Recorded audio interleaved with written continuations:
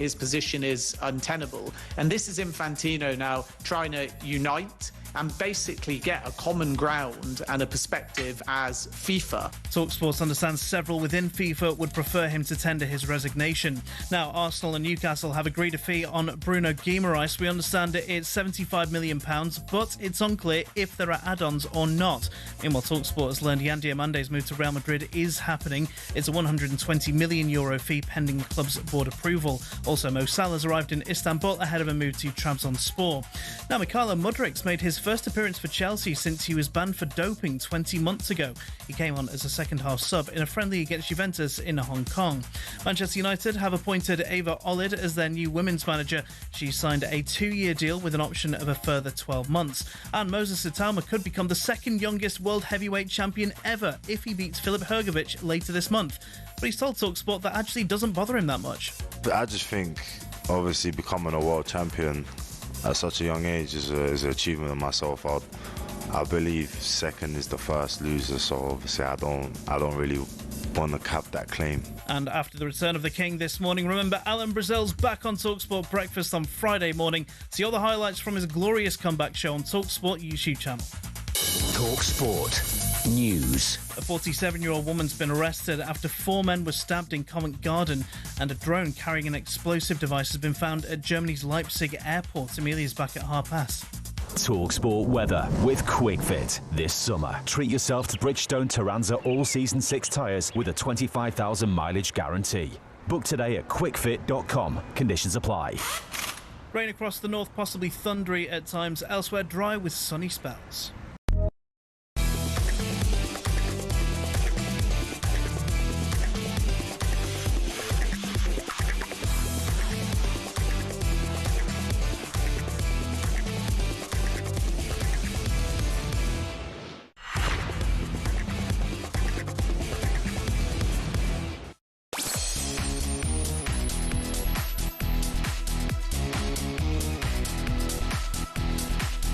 Good afternoon, you're listening to Drive on talkSPORT. Ade Oladipo and former Premier League defender Ashley Williams. Coming up on today's show, it's a busy one as well, by the way. We're going to get the EFL season underway as we head to their launch event and speak to Blackburn boss Tony Mowbray, Wrexham forward Josh Windass and Burnley defender Carl Walker.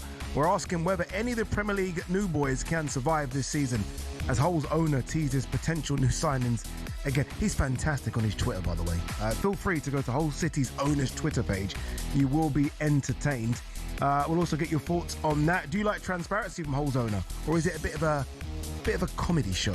I think it's a bit of both. And we will be asking, whether Gareth Bale is disrespected in football because of his nationality. All that plus, we're going to be joined by PFL star Lewis McGrillen, and we'll bring you up to speed with everything going on in pre-season. This is Drive on talkSPORT. Remember, you can get involved. Phone lines are open. They're never shut. 03717 223344. I had a double espresso with sugar before I came on. I think maybe I should have had one. Tell the people that you didn't know how to make a black coffee. Didn't know. Nice to meet you, Ash. Great to have you with us. How do you make a black coffee? I don't know. Exactly. What is it? Is it one? It's even worse when there's a coffee machine. Was it an Americano? Yeah. Americano. I just need a good old-fashioned, just a bit of Nescafe, just one scoop. Do you know what I mean? Yeah, that's all these fancy machines. Very quickly, obviously, we just heard a bit there from Moses Itauma. I'm always intrigued. I know you like your boxing. Are you aware of who he is? Not particularly. It's interesting that always, because I always feel like in order for someone to get to that next level where we're talking about Fury, like we do Fury and AJ, you need to know who he is. Yeah. So I guess that's the aim, isn't it, for him to become that household? Household name. Yeah. But I'm not saying that I'm a. No, you're not saying you're a boxing aficionado. Yeah, but I don't think that he's crossed over yet. Not really. He's only 21. Hopefully he does cross over. He's got a massive world title fight August 29th. Live on DAZN, quick plug. So you'll see me in the middle of the ring holding the mic. But it'd be good. If you want a ticket, Ash, I can sort you out. Can you I'm that guy. O2 Arena, I'll sort you out. You and a couple of friends. All right, Mo Salah is set to join Turkish club Trabzonspor, which is a bit of a surprise. A lot of a surprise, I think. So is he wasting the final few years of his career? Good interplay again inside the penalty area. And it's two. No doubt about that one. And Salah tiptoes his way through. One of the greatest. The numbers, the consistency, that what a player, what I think incredible human being. I'm stunned. What has Mo Salah done? Trabzonspor is a big club in Turkey, but why on earth has Mo Salah left Liverpool to go there? Given away, Mo Salah! This time he'll count. This time Liverpool have the lead. And it is Mo Salah with back-to-back Premier League goals. It's not often I agree with Dean Saunders, but he's spot on. I agree with him. Why leave Liverpool to go to Trabzonspor? Mo Salah has joined the Turkish club on a free transfer after mutually agreeing to terminate his Liverpool contract a year early. He's already been pictured in their shirt and has told fans he will see them soon. Former England manager Glenn Hoddle joined the breakfast show this morning. He said it's too soon for Salah to move to Turkey. I was so surprised when I saw it come up on the TV. I was like, that is a shock. He's not. I don't mean this disparagingly to Turkish football, but he's better than that. Mm-hmm. He's better than that. He should be playing in a top league. Maybe Spain even would be somewhere. We know his age, but he's still got the quality. Is it the money as well, though, Glenn? Maybe they're talking about 17 million a year. He's going to be the highest paid player in Turkish football. Maybe he wouldn't get that money somewhere else in Europe. Maybe. Possibly, I don't know. I think in some ways there are people out there that I think would actually would pay that for him. And I automatically thought it was lined up for him to go to Saudi. Yeah, so did I. I thought that was almost a given that he goes to Saudi for so many different reasons, which we'll get into. Ash, were you surprised? Us as fans always, I think, look at it differently to former footballers. Were you surprised, though? Absolutely, yeah. I also thought he would go to Saudi. And I do think that he's one of the greatest players the Premier League's ever seen, definitely. And he's earned the right to go wherever he wants. I mean, I haven't heard of him yet, but I feel like maybe this wasn't his first choice. Yeah. This is a surprise, it seems. So it'd be interesting to see what, he's not going to come out and say this wasn't my first choice. He won't, but I think he'll give a lot away in his first interview. That would be interesting. Yeah, he doesn't really hold back, Salah. I think he'll say a few things, because I'm with you. When he did that video saying he's leaving Liverpool, there's no way this was his first choice. There's no way I don't think this was even in his 10th choice. No, this is what I mean. Yeah. It seemed like he had his eye on something that he was set to go to, and I don't think it was Trabzonspor. It's not. They're like the fourth team in the Turkish league, and okay, I get it. Everyone has their own reasons. What's different is sometimes, like from the outside, we're looking in and saying that's not right. But he maybe just has his reasons why he wanted to go there. I just don't think. I think this is for something's happened in between. He had his eye on something else, and now this is the next best option. Yeah, I think Gabby kind of alluded to it in that clip, and he spoke about the money.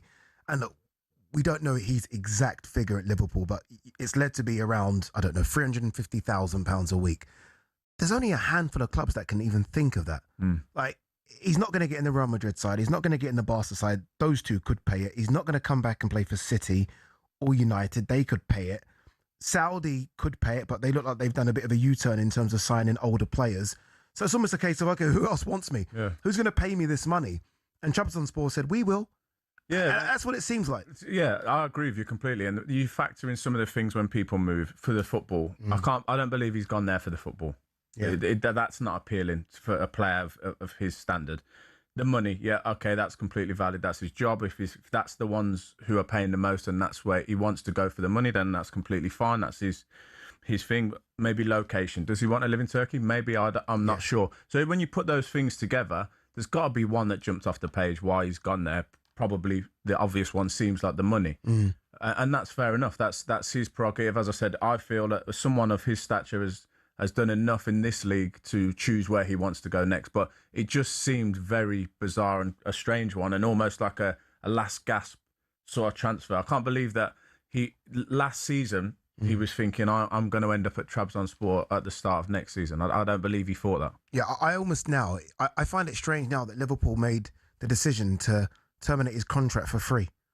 Now that he's gone there, I thought Liverpool were doing it because, okay, look, your dream's to go to Saudi. They have knocked on your door and flirted with you for the last couple of seasons. You want to go there as a Muslim. You want to go to a Muslim country. That all makes sense. We're going to let you go for free, so there's no issues. Boom. All of a sudden, he ends up at Trabzonspor. Obviously, look, Turkey, predominantly Muslim country as well. I get that. But it's not the same allure that Saudi was.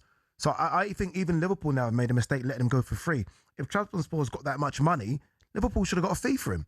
Well, I was wondering what, and you might be able to give your opinion on this, but as a Liverpool fan, I feel like he probably left with everyone's blessing. Yep. And I just wonder if that's changed now. Yeah, now it's weird. It's like, well, one second, this wasn't part of the agreement. Yeah. You didn't tell us this. Yeah, the unwritten agreement. The unwritten agreement was you go to Saudi and you go there and you fill your boots. This wasn't in it. I just wonder if teams have maybe thought, okay, you're 34, you have slowed down a lot. And look, I still think he's a glorious player. I actually still think he could have done a job for Liverpool this season. But maybe the wages, and I think a lot of players are in this position. Jadon Sancho's wages are high, hence why he's still floating around in sort of free agency role. Marcus Rashford, Jack Grealish.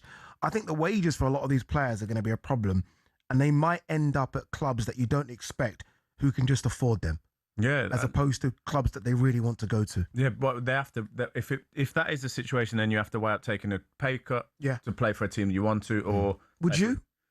It depends really. It depends on the circumstance, on the team. Possibly, if you feel like you've got more football in you and you've got another move to get that money afterwards, then that's also a factor. He's 34.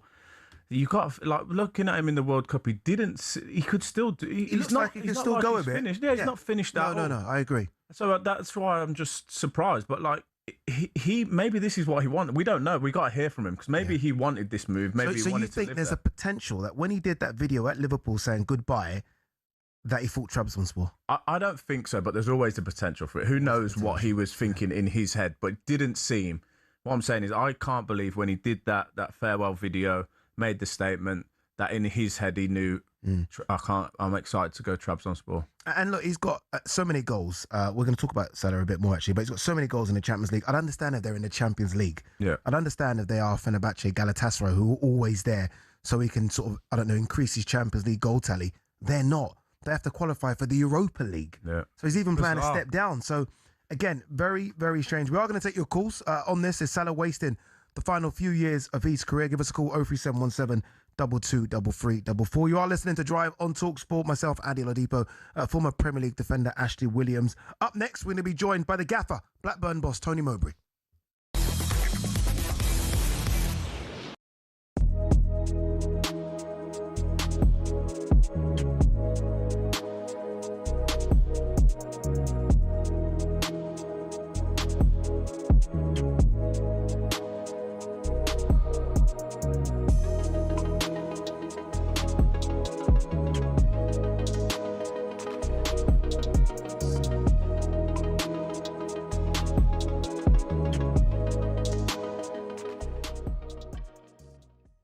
I anticipate Arsenal to absolutely go again and just be as good as they've been this season.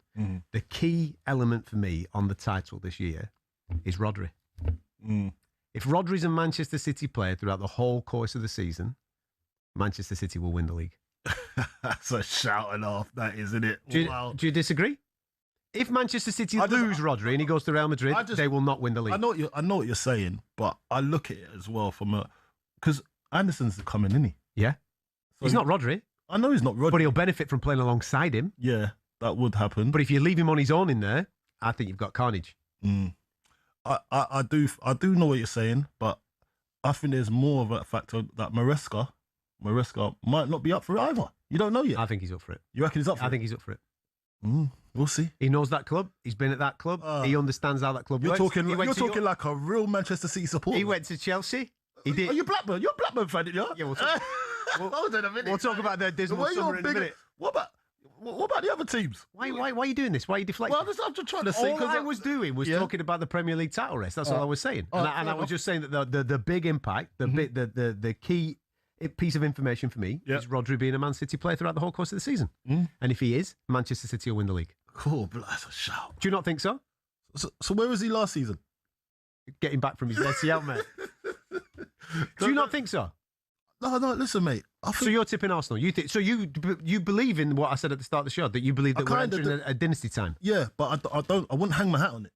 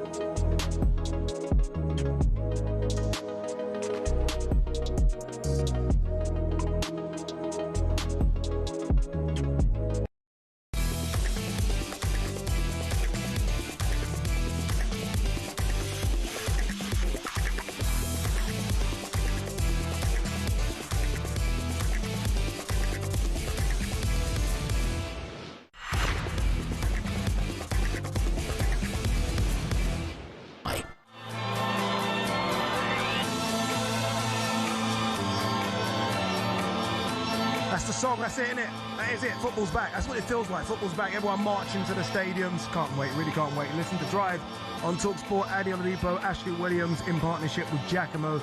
Style and brands for every single man. Still to come, we are going to be joined by a legend, a footballing legend, Burnley defender Carl Walker's going to join us. Needed him at the World Cup, I felt like he could have still done a job for England at the World Cup. Now the live football returns to the talkSPORT airways this weekend as we bring you live Carabao Cup commentary before the Championship is back next weekend.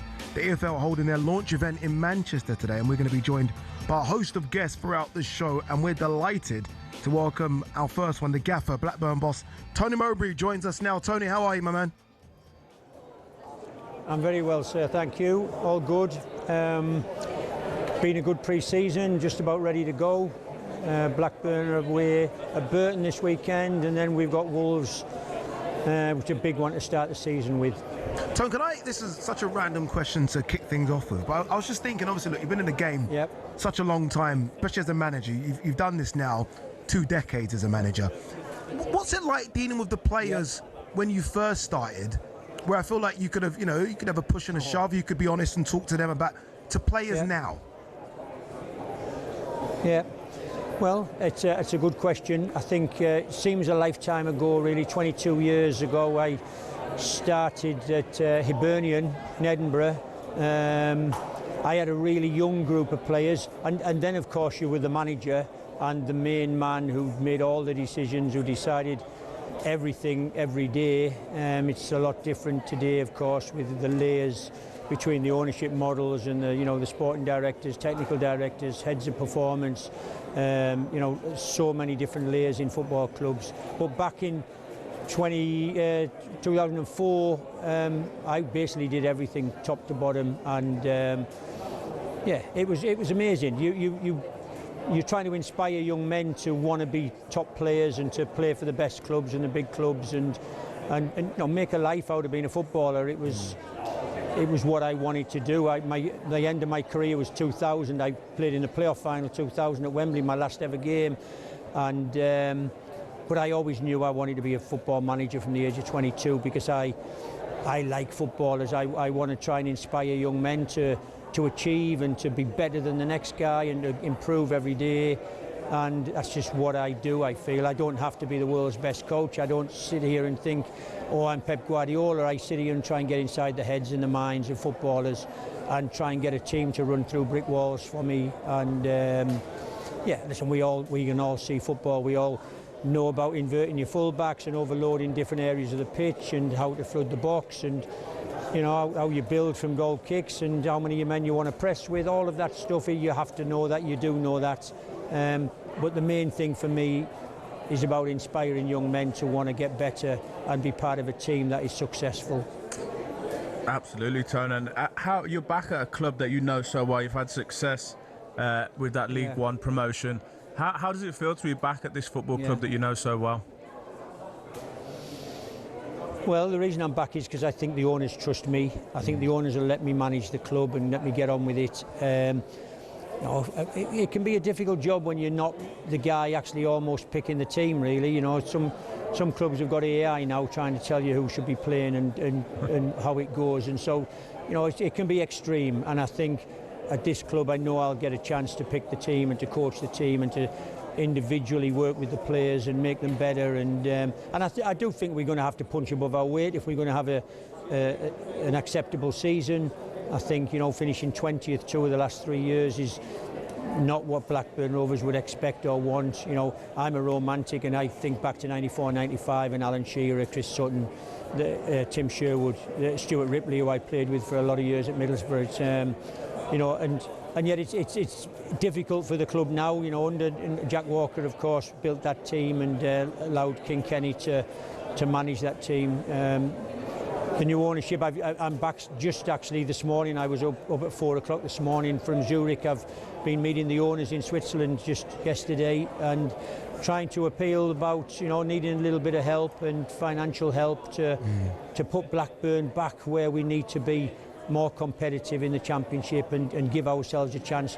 The playoffs go down to 8th this season, and so can we sneak in?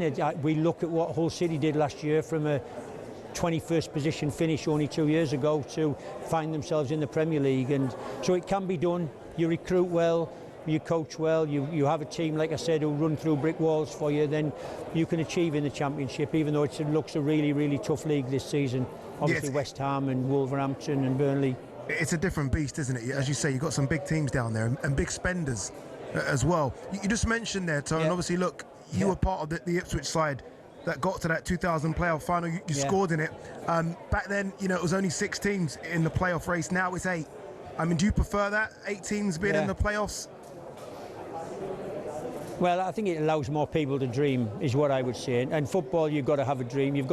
I think you've got to feel you've got a chance. And so we go into a season, having finished 20th, but knowing that there's Hull City finished 21st and got promotion the year after. So you have to dream. And I think it gives the supporters a chance to believe. You can be sitting... If you're sitting 12th, 13th, 14th and there's 2 games left and you're only 4 points outside the top 6, your dream continues right to the death. And I think that's good for football.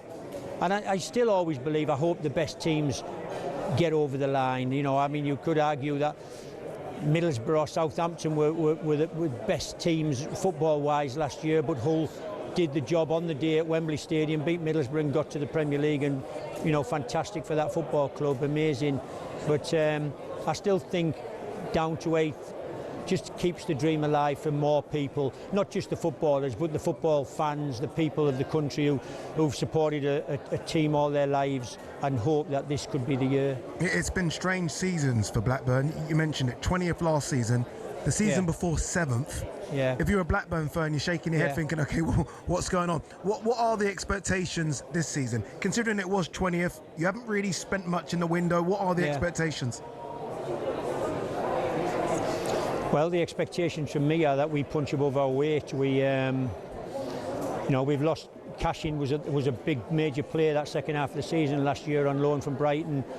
Sonny Tronstad was a big player as well, and he's gone.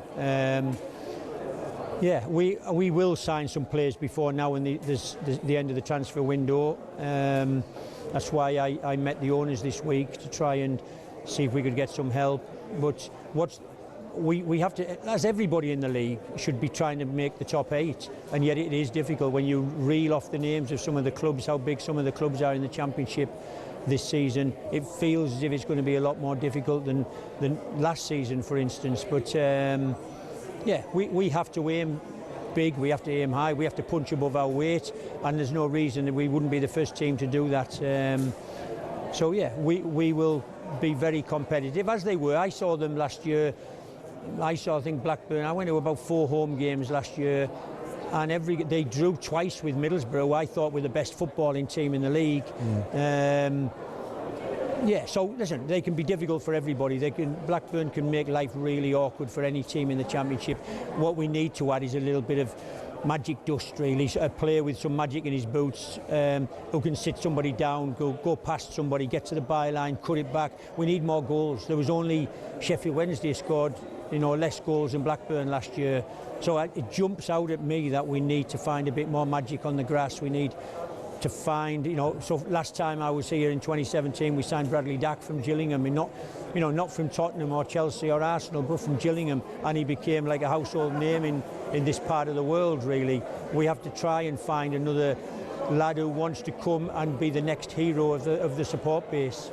Top man, Tone, appreciate you coming on. Honestly, good luck for you in the season. Hopefully it's a good one as well. Remember, by the way, their first game is against Wolves next Friday, which is live on talkSPORT. That's a hard first game, it really is, for Blackburn and Tony Mowbray. All right, still to come, we are going to be joined by Burnley defender Kyle Walker, but first, it's time for No Googling. Right, nice and easy start today for you, Ash. Who is the highest scoring non-Englishman in Championship history?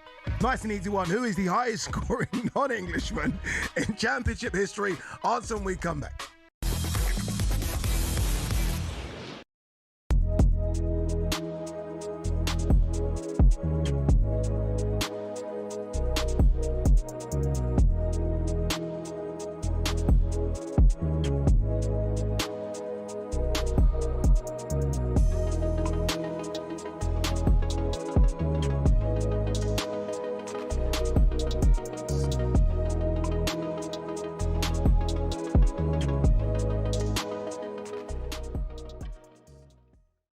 Let's talk about Jack Grealish. Obviously, you bumped into him on holiday. Everton opted against the 50 million buyout option, but I saw in the Liverpool Echo, 83% of Everton fans want the club to sign Jack Grealish. Do you think he'll end up there? I think there's a good chance he will, but I didn't understand the £50 million that Man City thought they were going to get. A year left on his contract. Like, you're never going to get that sort of money. For Manchester City, if they can get a fee at all, because it's a club like Everton or wherever Jack signs for might be like the wages. Maybe we'll cover the wages for a year and then that's it. So it'd be interesting to see what happens. But seeing him over in Mallorca, he was fit. He was training at Real Mallorca's training ground because they were away in Marbella pre-season. He's hungry. He's looking after himself. He's doing all the right things. And, some players at 30, Jeff, he's won it all. Yeah. Doesn't need any more money. But he wants to play. He's addicted to football. He loves football. He would have been so jealous watching the players at the World Cup. He still wants to play at the highest level, and he showed that by the pre-season that he's had. So any reports as well that were fake reports you were hearing about being left out of Manchester City squad, no, I don't think he's clear to train for another 10 days.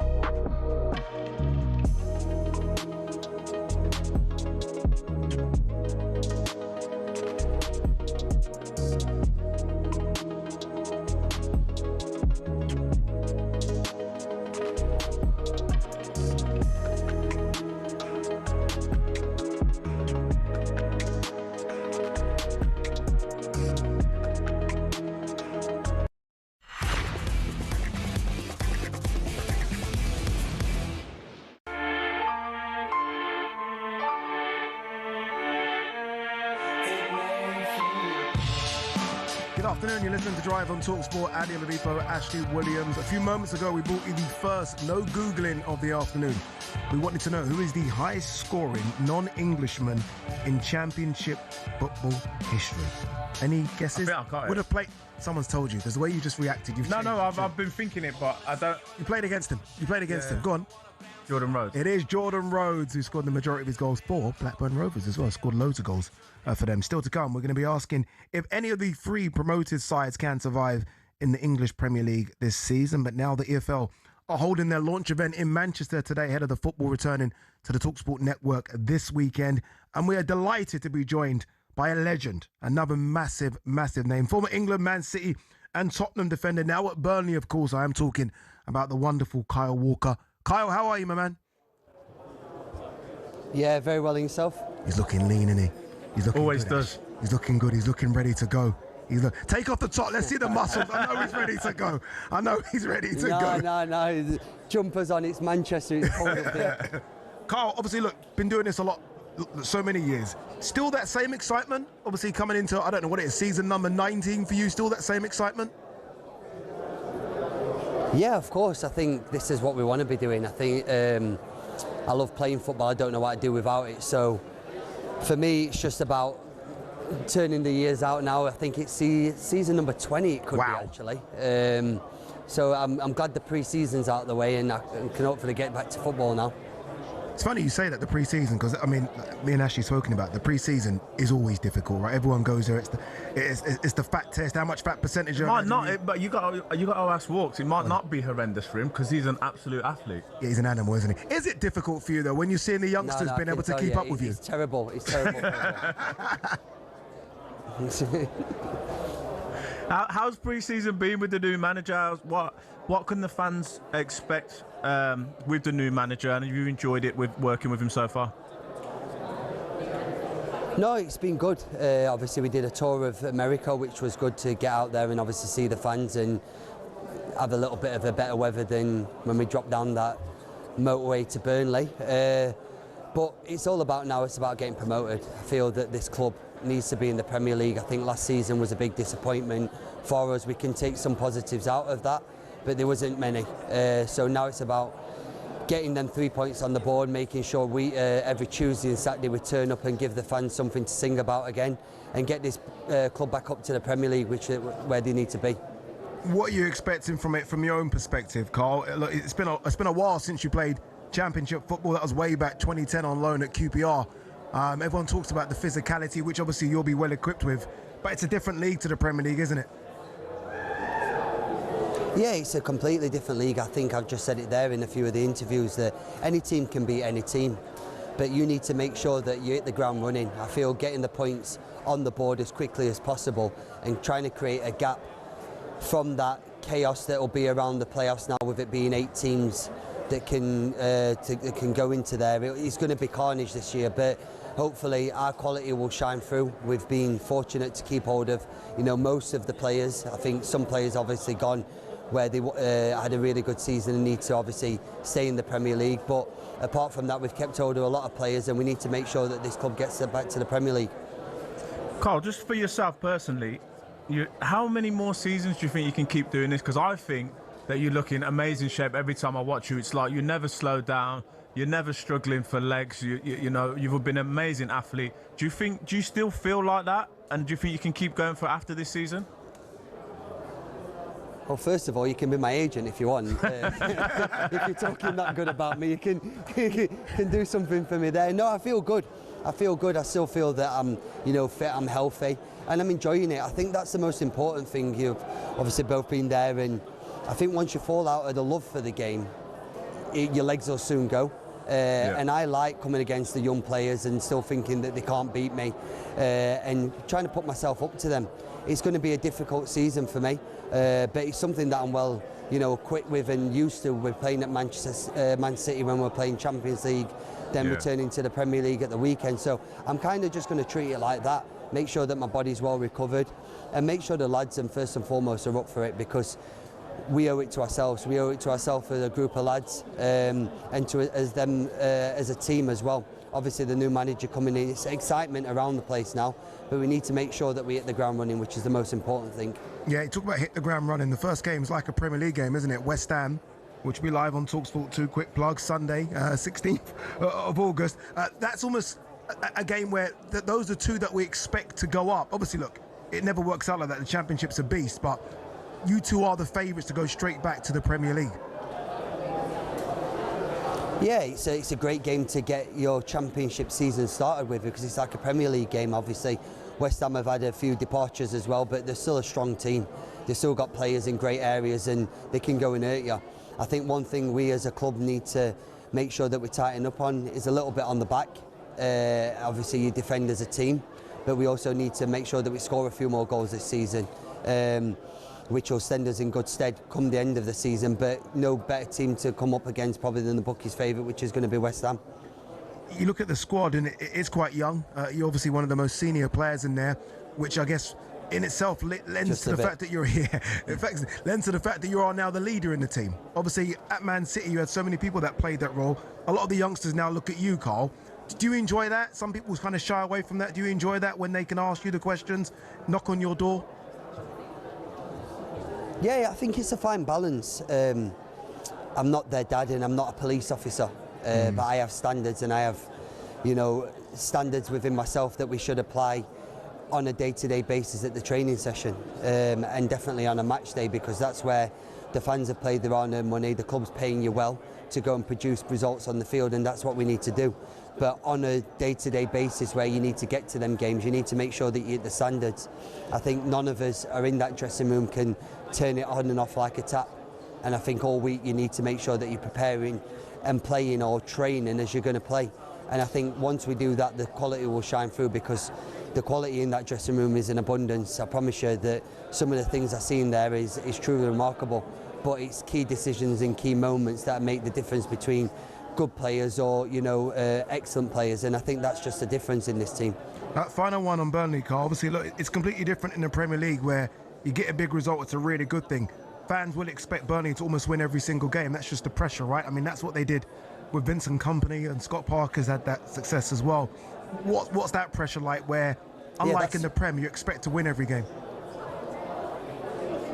That's what you're going to have to deal with now. I feel that the Premier League, sometimes you got a free hit, I'm going to call it. I didn't like to call it that, but when you're coming against the big scalps of like Manchester United, Man City, Liverpool, Arsenal, you kind of say, go out there, lads, and go and express yourself, go and show why you're playing in the Premier League, and you never know what can happen. Now we don't have none of them free hits. Now we're the free hit to some of the teams, and I feel that we need to take that on ourselves, as we take it as confidence, but we don't take it as arrogance. We're going to have a lot of the ball, and I'm going to say, hopefully, a lot of the games we should be expected to win, but nothing's a given in football, and people are also turning out there for their fans and for their club in wanting the 3 points as well. So we need to make sure that we match their energy, match their enthusiasm, and then hopefully our quality will rise to the top, and that will get us over the line. Final one, you mentioned Man City there. Obviously, look, you must have your eye on the club still. You spent so many fantastic years there, collected quite a lot of silverware there as well. What do you expect from them under Enzo Maresca? Still feels weird to say that and not Pep Guardiola, but what do you expect from them this season? I think, listen, Enzo was there when we won the treble, so Enzo's a big part of that team that went on to achieve the treble. But obviously he went on to Leicester and did extremely well at Leicester, and then got his move to Chelsea. Things probably didn't go as well as he had thought, but I feel that the club's kind of in a bit of a transition period there at Chelsea, where he was kind of probably picking up the pieces in certain things. Now he's come back to Manchester City, and you can see that the players that they're signing and the players that they've managed to keep is still Manchester City. Obviously a big part of Manchester City was Pep Guardiola, and he's going to be a massive miss for the club. But Enzo, I'm sure, will have a great relationship with Pep, and he can speak to him on a day-to-day basis and what he feels is best for the club in a whole. I wish him nothing but the best. I've still got friends there. Enzo's obviously a good friend of mine that was a part of the coaching team for the treble, and they need to obviously keep this fine form that we've produced over the last 8 to 10 years, where Pep Guardiola has been in charge and getting silverware at the club, and that's the main important thing for Manchester City as a football club, is to get silverware and hopefully win the Premier League again. Top man, Carl. Good luck. Cheers, Carl. Cheers. Thanks ever so much. Thank you. Speaks well, doesn't he? Yeah, mate. He's so experienced. He's seen so much in the game. He really has. Again, just to remind you, Burnley's first championship game will it be against West Ham? It is live on talkSPORT 2 Sunday the 16th of August. Kickoff for that one at 4 p.m. You know, when you think of players that not rely heavily on their speed, but that's their big attribute, as it is Carl, obviously, look, still intelligent, can do everything, but speed's his thing. How's he still got that speed at 36? Like, he's still rapid. Obviously, you slow down as you get older in your career, he probably has slowed down a little bit, but he's still faster than mile per hour. He's still faster than most people. But what I've loved watching him over the years, for many years, is how much he loves that duel against the winger. He will let the winger receive it and give him the space and go, "Good, let's have a race then, because I'll back myself against you." And he's had so many good games against the top wingers, rapid wingers as well, and backed himself. Like when you see fullbacks like that, I just go, "Yeah, man. That's so good to watch." Are you surprised that he's decided to stay with Burnley in the champ? I mean, we're speaking about Salah there going to Turkey. There's no doubt that Carl Walker would have had offers.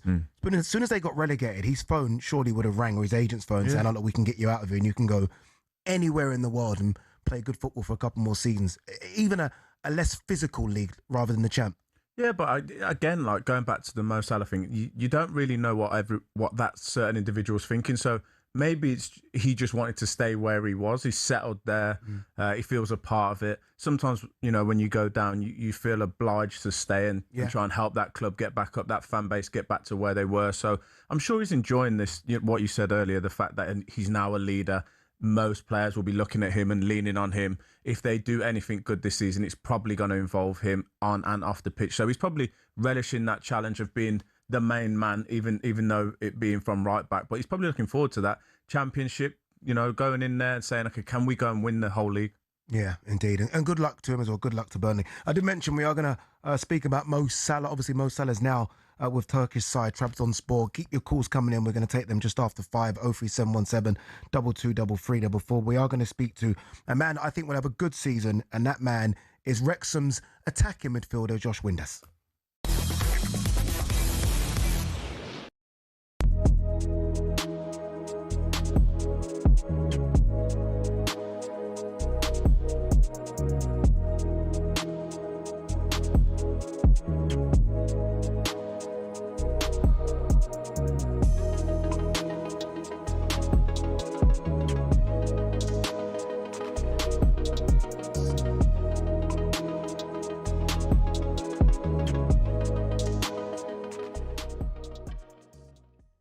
£75 million for a player whose biggest attribute is to fall over on the edge of the box and win himself a free kick. Gosh, is good money. And if he wants to go and sit on Arsenal's bench, where he'll not be adored like he was at Newcastle, then he's basically going for the money. The tuna's turned. The tuna's turned, mate. All right, so tell me you're not bitter.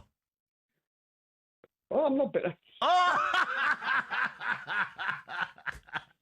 Stop that! He can't be talking like. What is he doing? Just on the floor? Falling at the edge of the box. Falling at the edge of the box. Falling at the edge of the box. Nah, you're bitter, man. Come on, you got to be. You can't be saying them type of lyrics there on live national radio. He was good for you lot. You know that. He was good.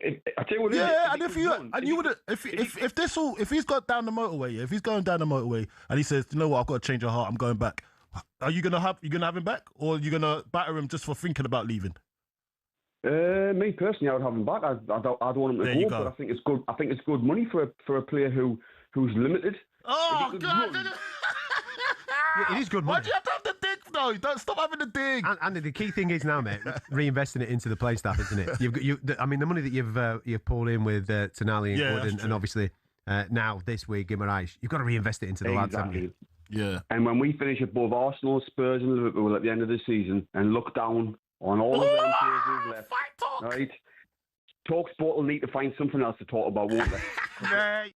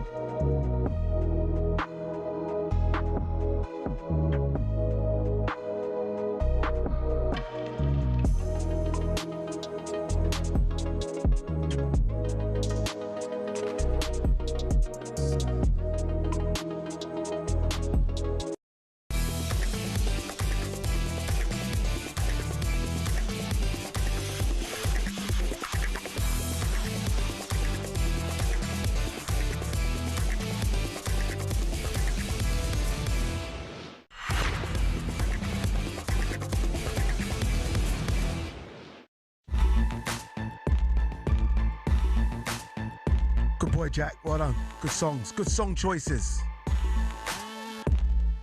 Is this royalty free? Yes, that's what it is. That's why you're playing it. You listen to Drive on talkSPORT. Ade Oladipo Ashley Williams in partnership with Giacomo. Get fresh looks and great brands from Giacomo. Still to come, we're going to be asking if Gareth Bale would get more respect if he was English. In fact, we're going to widen that. We're going to be asking Gareth Bale or Wayne Rooney. Dun-dun-dun-dun-dun.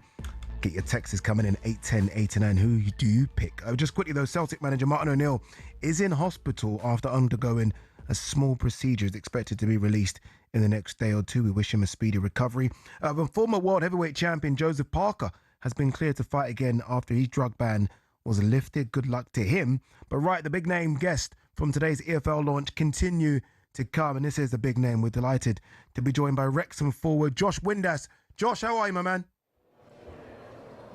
Something, boys, you all right? Everyone is looking lean, aren't they? Look at the jawline. Everyone's looking like they've had a really good pre-season. He's ready to go, Ash. He's ready to go. I am, because I've not done any, because I've been injured. Hey, you've been on the bike. Don't lie. You've been in the swimming pool and on the bike. I know you have. I've been on the beach. That's where I've been.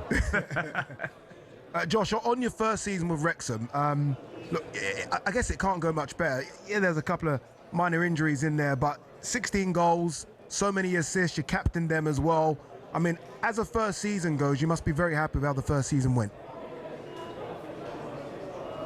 Yeah, of course, when you join a new team, especially in the position I play, you just want to get off the mark and score and create as many goals as you can. And luckily enough, I got to do that last year. Obviously disappointed how it ended from a team perspective in terms of just missing out.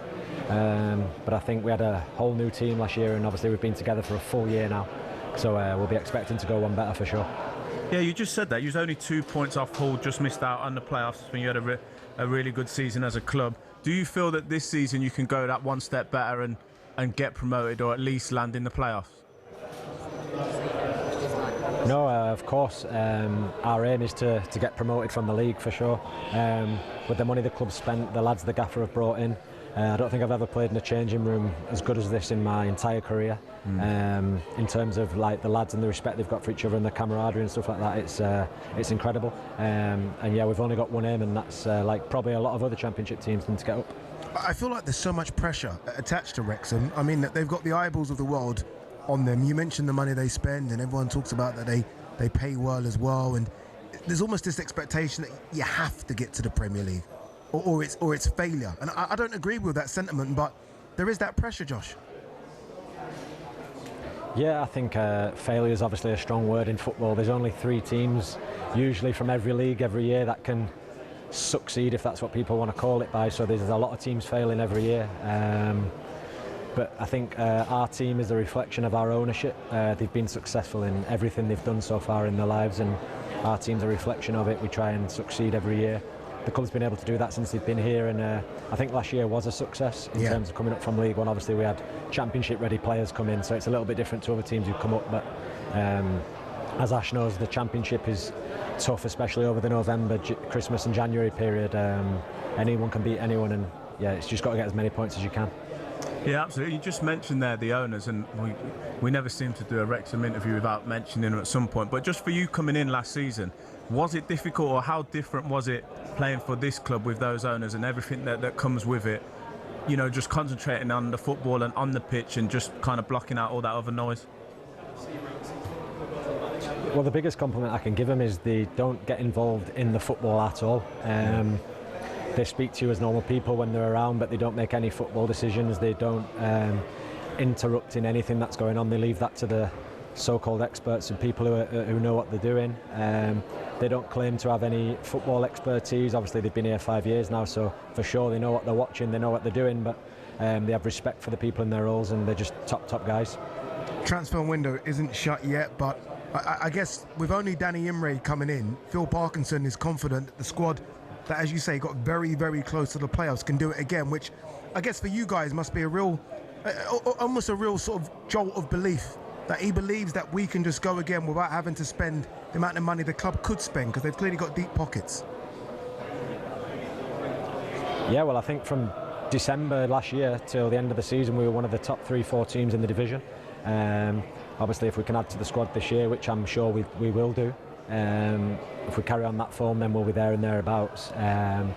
But as I said, it takes a lot more than having good players to finish at the top of a league. You need good characters off the pitch, and since I've been here, I've noticed what everybody says about the club, about the dressing room. The gaffer doesn't really seem to get characters wrong, and yeah, I've loved being here so far.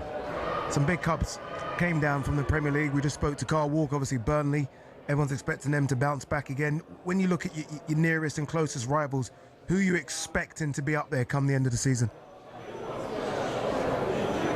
Obviously, you have these so-called big teams who get relegated, but I always say they've been relegated for a reason, and it's because last year they weren't very good. So yeah, football's not played on paper, so you can have whatever badge you want on your shirt. If you're not good enough on a Saturday, then it's irrelevant. So yeah, we'll be going into every game with belief, and yeah, I don't really look at what badge is on another team's shirt. Love that answer. Yeah, love it. He's up for it, and he's up for it. Josh, final one. In terms of your own personal achievement, 16 goals last season, as I said. Do you set a target? Do you set a number? Obviously, assists now are a big thing as well. Do you say, okay, I need, I don't know, 20 goals, 10 assists? Do you have a number? I always just try to get double figures. Obviously, playing as a number 10, you want to contribute as much as you can. Obviously, it gets harder every year with the schedule, and obviously, I'm really, really old now at 32. Stop so, it! I'm Stop just trying to contribute as much as I can, and yeah, I'm as fit as ever, and I feel like I'm as good as ever. So, yeah, hopefully, I can stay fit as long as possible and contribute like I always do. Well done, Josh. Good luck, my man. Josh. Good man, he is. Legends, thanks, boys. Good man. He's lying about not doing a pre-season though. He looks good, doesn't he? He looks like he's ready to go. I think they just always stay. Yeah. Just change that, hasn't it? I mean, going into who better to ask than yourself, but I almost feel like going into pre-season was to get fit. I feel like a lot of these players come into pre-season fit already. They've all got their individual schedules. You see them on Instagram. Everyone seems to be doing something now. Yeah, it used to just be just go away, have go fun, on holiday, relax. come back, and then you don't see a football for 2 weeks. 2 weeks of running, that smashes you into shape, and then you do your pre-season. But now, the way that the sport is, and it's so tight, like the differences are so tight that you've got to stay fit all year round. You see the boys, they train basically throughout if they can.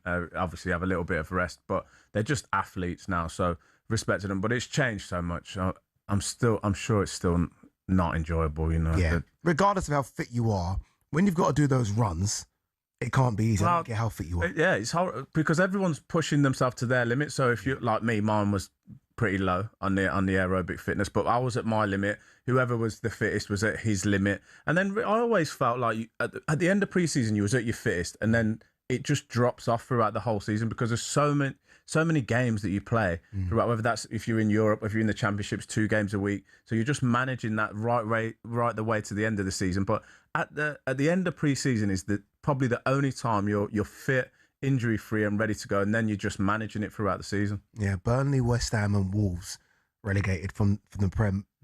Normally, you can get stuck down there. Sometimes teams come straight back up.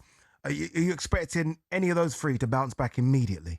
Well, yeah. Well, the easy thing would be to say probably you're looking at all 3 of them to be at the right end West of Ham, the league. surely. Yeah, you'd like to, but we've seen it where it doesn't go like that. Stuck down there, and there will be definitely a team that's on no one's list that surprise everyone, surprise package. But you've also got Southampton, Middlesbrough, Birmingham. I think are going to be good. I'm hoping Swansea have a good season. So there's a lot of teams, but as I said, there'll be that team that no one had their eye on. That just and like Josh alluded to, their championship is so important around that Christmas period. If you have a good December, January, you can find yourself in a really healthy position, and then that just propels you on to the end of the season. All right, there you go. Huge thank you, by the way, to the EFL for letting us into their launch day, and a big thank you to our guests as well, Blackburn boss Tony Mowbray, Burnley's Carl Walker, and of course Wrexham's number 10 Josh Windass there. If you've missed any of those interviews, you'll be able to hear them again over on talkSPORT's YouTube channel very shortly. And don't forget as well, football returns to the talkSPORT network this Friday. Wrexham, big game this one. Wrexham head to Middlesbrough at 8 p.m. in the EFL Cup first round. All right, we've spoken about the teams that have come down to the Championship. We're going to talk about the teams that have come up to the Premier League. How do they survive?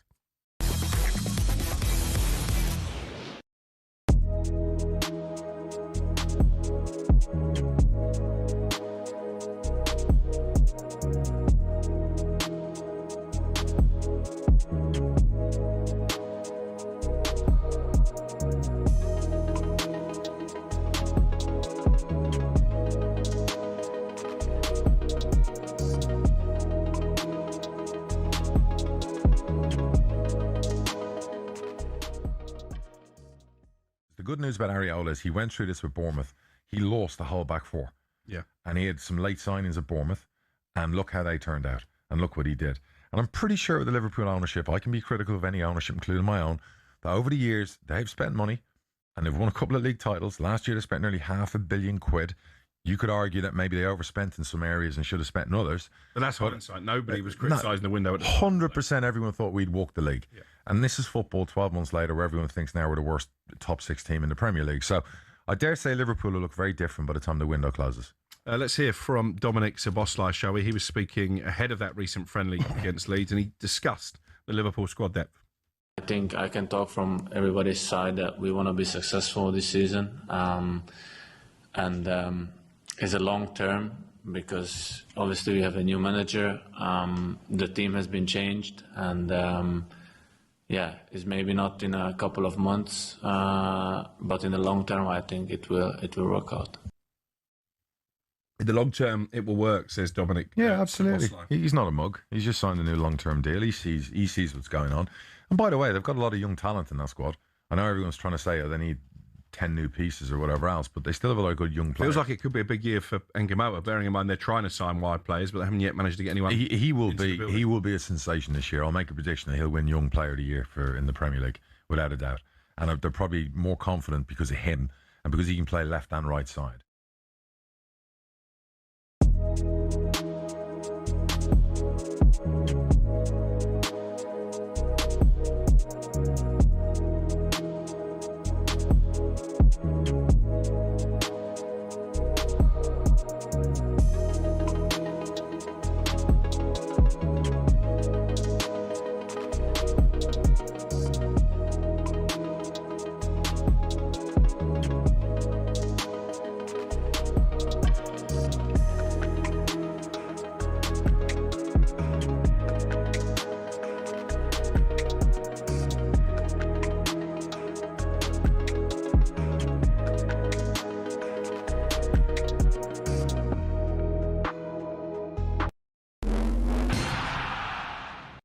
From the Toffees to the Tractor Boys, the Eagles to the Seagulls, Gunners, Bees, Hammers and Magpies, Premier League teams have got a load of crazy nicknames. Ever wondered where they came from? Let's start with Everton. They're dubbed the Toffees, but why? Well, because when the club was formed, just down the road there were 2 local toffee shops. Ye Ancient Everton Toffee House and Mother Noblet's Toffee Shop were big fan favourites. Next, they say if you can't beat 'em, join 'em, and that's exactly what Ipswich Town did when it came to their nickname.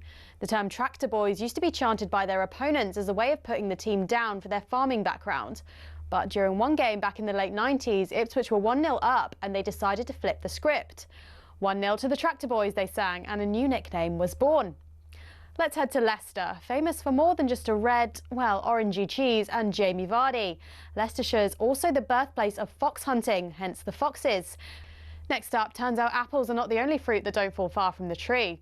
Bournemouth's nickname, the Cherries, comes from the fact the club's stadium was originally built right next to a bunch of cherry orchards. This next story actually involves 2 club nicknames. It started with Crystal Palace. They were having an absolute nightmare run back in the early 70s.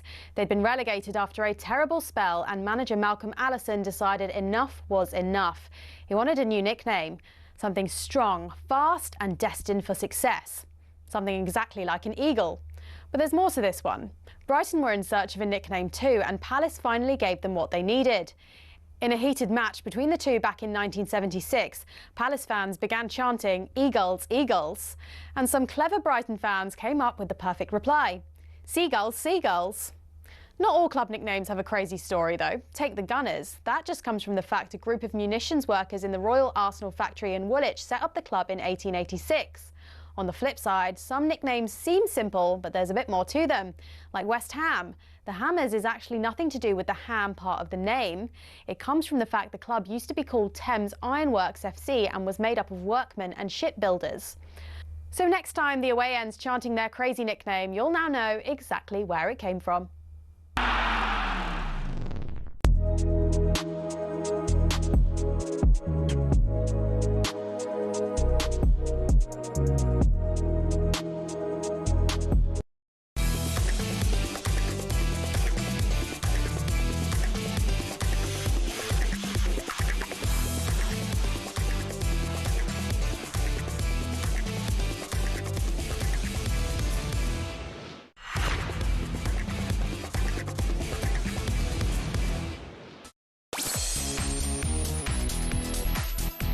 Good afternoon, just gone 5 o'clock. You're listening to Drive on talkSPORT. Ade Oladipo Ashley Williams. Still to come, we're going to be asking if Gareth Bale gets the respect he deserves. And is he the best British Premier League player of all time? Or is it Mr. Wayne Rooney? I think it's the latter. I'm sure this is part of Goldstein's contract that we have to have him right in front of us on the biggest TV screen you've ever seen playing pool. Maybe like a bit of pool. Do you like pool, Ash? Not particularly. You don't play it? You don't play it? I play it a little bit. I play it quite a lot, yeah. Andy Goldstein is in action right now. It's on the talkSPORT YouTube channel, and he's about to go 4-3 up on Brian Rosenberg. Let's watch it very quickly. Go! Oh, just about. Go on, the Girl Force. That's what he calls himself, by the way. Calls himself? He calls himself the Girl Force. Are you allowed to give yourself a nickname? He can. He's Andy Goldstein. Okay. That's what he does. Is it the Girl Force?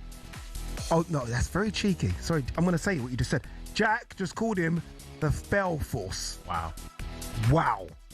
Absolute wow. Anyway, can any of the promoters' sides stay up this season? Force. There was hardly a breath of wind. And now you're going to have to throw... Fantastic job done by Frank Lampard. Coventry are champions. They are partying on the pitch. Hopefully one of our strengths this season is that we've been an adaptable team. We don't have one set way of playing. We've all worked together in this last 18 months to get us there. And finally, that's it. The Tigers are back in the big time. And Ipswich are back at the summit of English football. I think we have to give Ipswich a huge amount of credit. And what they've got to do, they've got to make sure they do something similar to what we've seen Sunderland do and Leeds do this year in the Premier League. It's talkSPORT. We are Premier League. Yeah, after Leeds and Sunderland managed to buck the trend and stay up last season, Coventry, Ipswich and Hull will be looking to repeat the feat this time around. And we, of course, are joined by a man in Ashley Williams who knows what it's like to go up and stay up, having done so well with Swansea. Of the three teams, Coventry, Ipswich, Hull, who's best positioned, do you think, to stay in the league? I would, instantly I would think Coventry. Just because of Lampard. Yeah, Lampard effect. The season they had last season, I think they was the best team in the league, clearly. They would like to take that. And sometimes you do get that. The momentum can go across a summer and continue into pre-season and in the start of the season. Out of the three of them, I think they're best positioned. I do fear.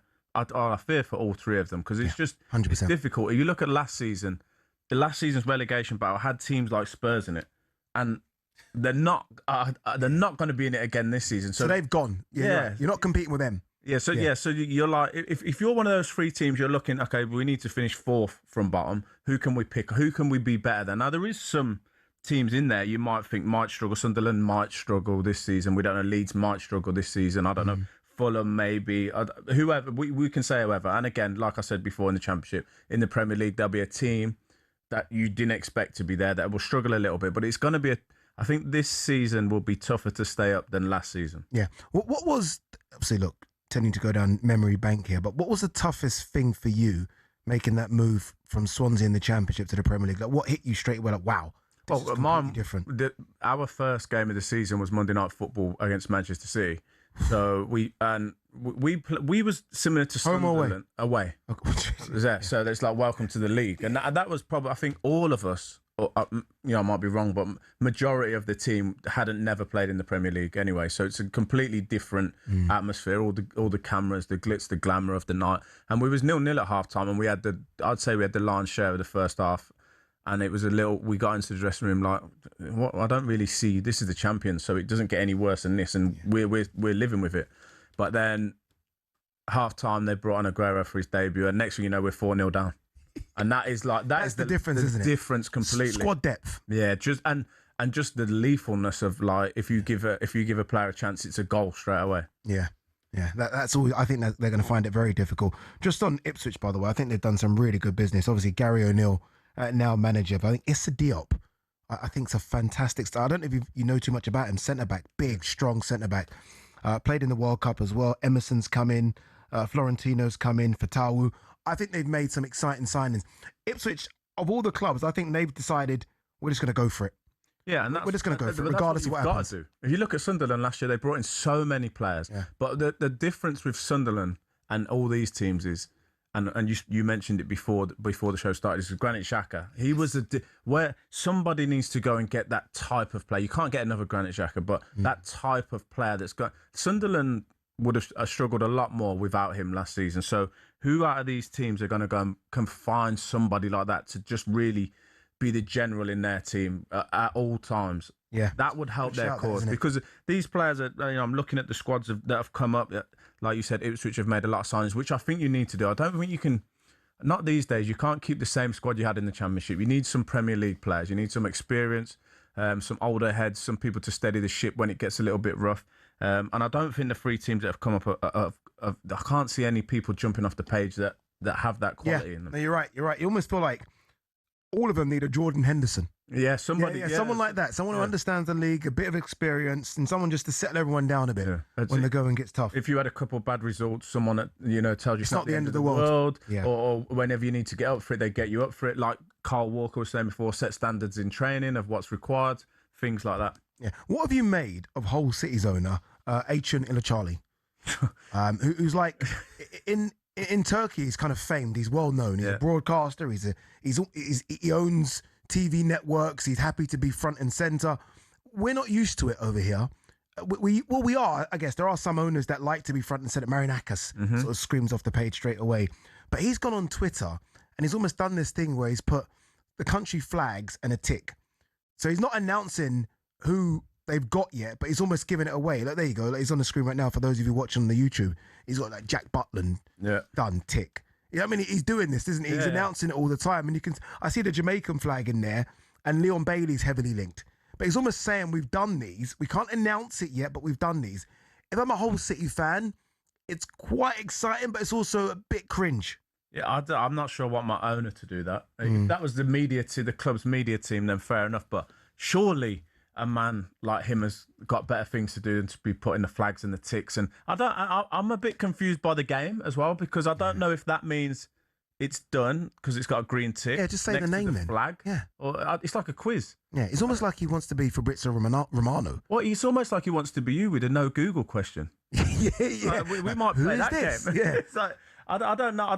It's not for me. I mean, it's not that for me, the owner can't be the most recognisable or talked about person at a football club. Normally, you used to see that when it was going badly, but now some of the owners want to be front and centre all the time. I wonder what his manager thinks of that. I'm not sure. Maybe he likes it, but they're trying to prepare for a Premier League season, which is going to be tough for Hull City. I watched them win the playoffs, and they weren't great that day, and you do fear for Hull a little bit, and I don't know if, look, it's a bit of fun. It's not the end of the world. It doesn't mean they're going to be a bad team, but just can't. For me, it's like, no, just run the team, own the team. You've got all these other things going on in your life. I'm not sure why you want people to interact with you about flags. He almost seems like the type of owner that it'll be with the transfer committee, and he'll be stuck in, and he'll be watching a player and say, why haven't we gone and got that player? He almost seems like that, rather than just let it be with the transfer committee, as you say, with the manager, Jakirovic, who's a very good manager, by the way. I think he will be almost trying to pretend he's a bit of everything. Well, we just heard from Tony Mowbray earlier saying that he likes Blackburn because they let him get on with it and nobody pokes their nose in. And I agree with you. I feel like he's probably a little bit involved in a little bit of everything at the football club. I don't think that's a good thing, to be honest. I don't think that one man should be. And listen, it's his money really that he's spending, so he probably wants to know where it's going. But when that happens and it's just the manager's just doing the football, it's difficult. It becomes like an American sport where somebody gets drafted in or somebody gets traded in, and then you just have to coach that player. But we're used to seeing football managers that have a say, or they choose the player they want to bring to the football club, which is, to me, that seems pretty normal. That's how football is. How much pressure on the two English managers, Gary O'Neill and Frank Lampard? We've always been speaking about English managers maybe just not proving for some reason that they're not good enough. I don't know what it is. Like, you look at Spanish managers, especially in the Premier League, so good. Always so good. Always getting the top jobs because they are that good. We're yet to see an English manager break out, and we hope that the golden generation would have produced one. Wayne Rooney's tried, and I don't want to use the word failed, but it looks like he's given up, doesn't want to do it anymore. Steven Gerrard hasn't gone back into it. Gary Neville had a go, didn't he, many, many moons ago at Valencia. Will never have a go again. I almost feel there's a lot of pressure on Frank to prove he is a Premier League manager. And some might say on Gary O'Neill as well. Yeah, I think Gary O'Neill didn't do a bad job. Did okay at Bournemouth, didn't he? Yeah, he's done okay.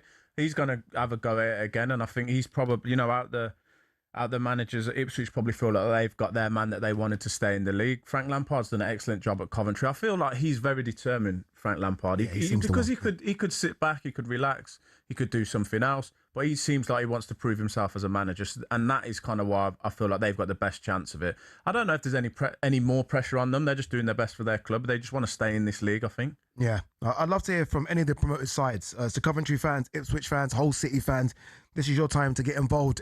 What is the hope for next season? Is it just a step, or is it, I dare say, to do what Sunderland have done, which is even get into European places, which is incredible, and credit to Regis at Le Brie. Phone lines are open, 03717 22 3344.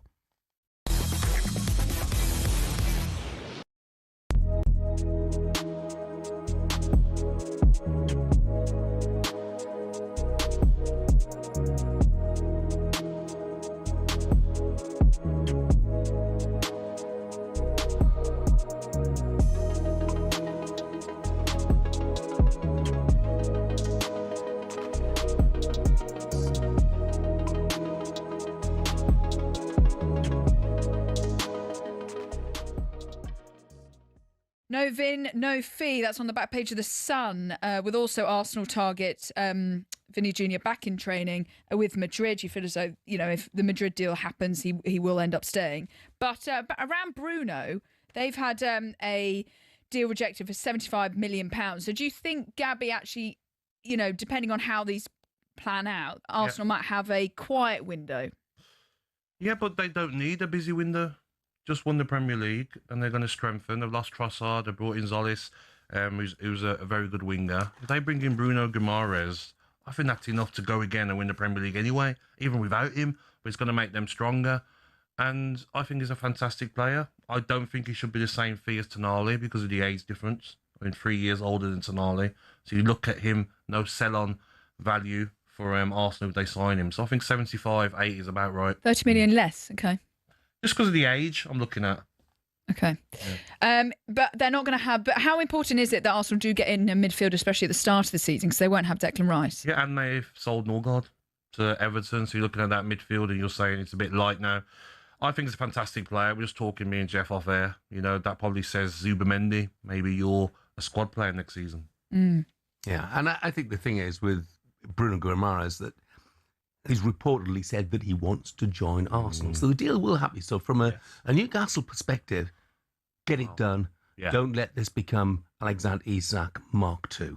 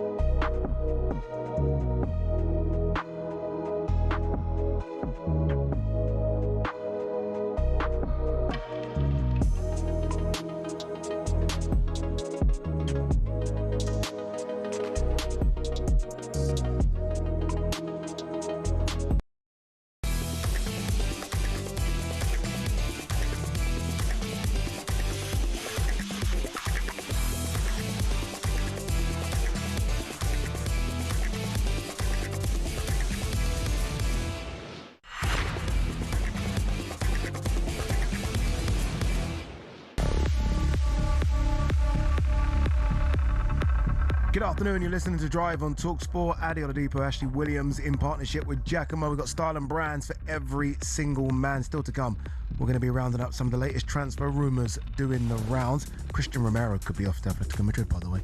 If you didn't know, now you do. But now, it's time for this. Paddy Power on talkSPORT. With Paddy's Super Sub, your new bet rolls over to the new player coming on. T's and C's and exclusions apply. 18 plus, begambleaware.org.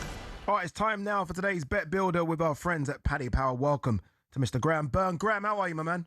Yeah, I'm very good, Eddie. Hey, good, nice to hear from you and Ashley. Always good to see you, Graham. Always good. All right, remind us of how the Bet Builder works. Yeah, we're putting a scenario together. The game we're going to look at is the big game that's on talkSPORT at the weekend as West Ham take on Portsmouth. And we put together a little scenario with us. We picked certain events that will happen within the game, and it all comes to around about 4-1. Oh, here we go. All right, so I've gone West Ham to win. Ashley's gone both teams to score. I think these are bankers, by the way, so far. So we're in the money. Joe has probably messed it up. He's gone over 3.5 goals in the game, which is it's not going to happen. It's a tight affair. Graham, go on the last selection. What have you got?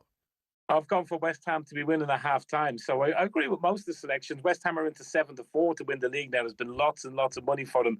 Pompey, of course, did well enough to survive relegation with a game to spare last season. So we're just hoping there's a lot of injuries on both the sides as well. So we're just sort of hoping that there's going to be plenty of goals in this one because we need the producers one to come in because I think you two boys will be spot on. Yeah, I think we are spot on. Go on, what's the odds on this bet? 4-1, yeah? 4-1, eh? Loads of money. Loads of money. Graham, top man, appreciate you. Thank you very much. Yeah, cheers, Eddie. See you soon. Bye. There you go. That's Paddy's Powers Bet Builder for today. Minimum odds 1-5 per leg, 18 plus. BeGambleAware.org. Paddy Power on talkSPORT. With Paddy's Super Sub, your new bet rolls over to the new player coming on. T's and C's and exclusions apply. 18 plus, BeGambleAware.org. All right, we're taking your calls now. Simple question. Can any of the promoters' sides stay up this season? Remember, Leeds did it so... and Sunderland did it fantastically well under Regis Labrie. 03717 22 3344. Let's go to Callum, Hull City fan. Callum, before we talk about you stand up, your owner, what do you make of your owner? I think he's unique. We'll go with that. Very unique indeed. You've done some business. It looks like you're going to do a lot more. You would have watched the team week in, week out last season. Did you need to do business? Were you okay with the squad you got, or did it need a lot of building up? Well, I think people forget that, we've gone from the brink of relegation and probably should have got relegated the year before to a transfer embargo where that team was misfits. None of them cost us a penny because we couldn't sign anyone with any form of transfer fee. So, yeah, I struggle to see any of the new lads staying up because they're golfing class from... Even, like you say, you had Spurs in 17th last year. But even beyond that, you'd expect the likes of Palace, maybe Fulham, to be struggling. The depth they've got compared to what we're bringing up, it's night and day. So if we're being realistic, it's going to be a long battle for all of us. We're there for a good time, not a long time. So, Callum, are you saying that this season you've kind of already wrote it off? You're just going to enjoy the games, enjoy playing against these massive teams and enjoy the occasion? Everything's a free hit for us because if you look at every single book, we're odds-on favourite on every single list to go down, as in bottom. So, like I say, it's kind of a free hit. We can't do any wrong. If we get results, fantastic. If we don't, we've done what everyone expected us to do. I think the big issue we've got this year is when you look at when we last came up, we signed Premier League proven players, the likes of Livermore, Huddleston, etc. This time round, it's a lot of... I can't pronounce half the names of the lads we're getting. We've never really heard of them before. I know Leon Bailey is one that's Premier League proven and whatnot. He's not really the type you'd expect to go into a relegation fight. He's not really that gritty sort of player, but, 10 years ago we tried to sign him before he went to Leverkusen. So he's a player that we've obviously had an interest in for a while. Yeah, you kind of wonder whether or not the owner is spending the money in the right places. Obviously, you just signed that goalkeeper, haven't you? Konstantinos Salakis for 20 million. Yep. And look, obviously, Jack Butland's there as well. Did you need to spend 20 million there? Or could that 20 million have gone somewhere else for the squad? Possibly. I wonder how much of that Jack Butland deal was us almost in the panic with that threat of points deductions by not getting the deal done. So I'm wondering if it was... Because obviously we sought Pandora to Rangers. So I'm wondering how much of that was Rangers wanted Buckland off the books as much as we needed that transfer fee in at the same time. I do wonder as well, final one, and great call as well, I do wonder whether or not you just look at the Premier League, and it's not a defeatist attitude, but you do look and think, there are no weak teams in there. Like now, all of a sudden, you think Crystal Palace finished 14th and they won the European trophy. Do you know what I mean? It's difficult now. All the teams spend money and all the teams are expecting to do well. Yeah, well, on paper, one of the weaker sides now is probably Newcastle because they've been absolutely stripped bare. But now they've got a treasure trove of cash to go buy who they want. But they've lost Eddie Howe. They've lost all their midfield. They've lost Gordon. There's rumours of obviously Hall. You know, all of a sudden that's a massive team that you sat there going, where are they going to be? Again, Palace, they've got, you know, a new manager in there. So it's like you just don't know. But you struggle to see. I mean, if we looked at our squad, you'd probably say Charlie Hughes and Balumi would be the only two that are the current squad are Premier League ready to get snapped up if we go back down. Everybody else is really going to have to up the game or be replaced. Callum, top man, appreciate the call. Thank you very much. Let's continue the calls very quickly. Again, 03717 22 3344. Come and have your say. Jordan, Manchester United fan, have an say. Jordan, you're on the belief that maybe it's the teams that are playing in Europe that might struggle just because it is 2 or 3 games a week. Yeah, bang on, really. Like, you look at United last season, and when we were playing 1 game a week, albeit the first half of the season was a bit of a shambles, but the second half of the season, we managed to get things going. Spurs this season, obviously they were down in the depths of it, scraped by 2 years in a row. They're an unknown quantity because of all the players that they've just kind of signed on. But when you look at, your Brentford, your Brighton, your Sunderland, etc., not got the experience of the 2-3 games a week juggling that they have to do. The points that they've picked up over the last, 2 or 3 seasons through, really, really good runs. Villa, when they first did it, they were, yo-yo in mid-table. They started last season really badly. The likes of the promoted teams will be going and playing those teams after they've been on a long away trip on a Thursday night. And those games are going to be really up for contention. It's not going to be as easy as it is for, say, your Arsenal, City, etc., who've got the squad depth. He's right, Jordan. Great call. He's right. I mean, as well as Sunderland did, are they equipped for Europe? Yeah. A Bournemouth, by the way, a Bournemouth who just lost their manager, equipped for Europe. He makes a great point, doesn't he? Because it completely changes the dynamic of your week when you've got adding in the travel, factoring in when to train, who's recovering, who can play that 2 games in a week, who can't. Do you save a player for the weekend? Do you play him in it? What's your priority? When you look at Forest last season, I remember they changed one European game. They changed all 11 players. They still won it anyway. So it's like, do you prioritise? At what point do you start prioritising the Premier League over European success, or how do you manage it? Which each team's going to do it differently. But it's a great point because that might just even out the point that you were saying about the promoted teams against certain teams that maybe aren't. Europe's come a little bit too soon for them. Yeah, I mean, even the big teams. I mean, you look at that run that United and Tottenham had to the Europa League final. They were 15th and 16th in the league. Did you notice, though, how Jordan, a Manchester United fan, didn't put his team in that? Yeah, didn't put his team. Carrick's going to be interesting what Carrick does, isn't it? Because obviously, look, he got a lot of praise and he's a good manager, but he got a lot of praise for the back end of last season. They'll play a game every 2 weeks. Yeah, but listen, I like him. I think he'll do well. So do I. I think he's a good man. All right, a bit of breaking news. I mean, it gets bad to worse for Infantino. This has just come to us, by the way. At the Times, Martin Ziegler has done it again. He's reporting that Infantino has offered Morocco the 2030 World Cup final in return for their support. It's just unbelievable. He must just want to go to a cave and hide. It's just getting worse and worse. We are going to be joined by talkSPORT senior football correspondent Ben Jacobs a little later on this. But now it's time for no Googling. Ash, you did well. You did well last time. You got the last one right. This one, I'm not quite sure. Still to come. As I said, we are going to be talking Gareth Bale. The no Googling question, though, is in a 38-game season, which team holds the record for the most points by a newly promoted side? In a 38-game season, which team holds the record for the most points by a newly promoted?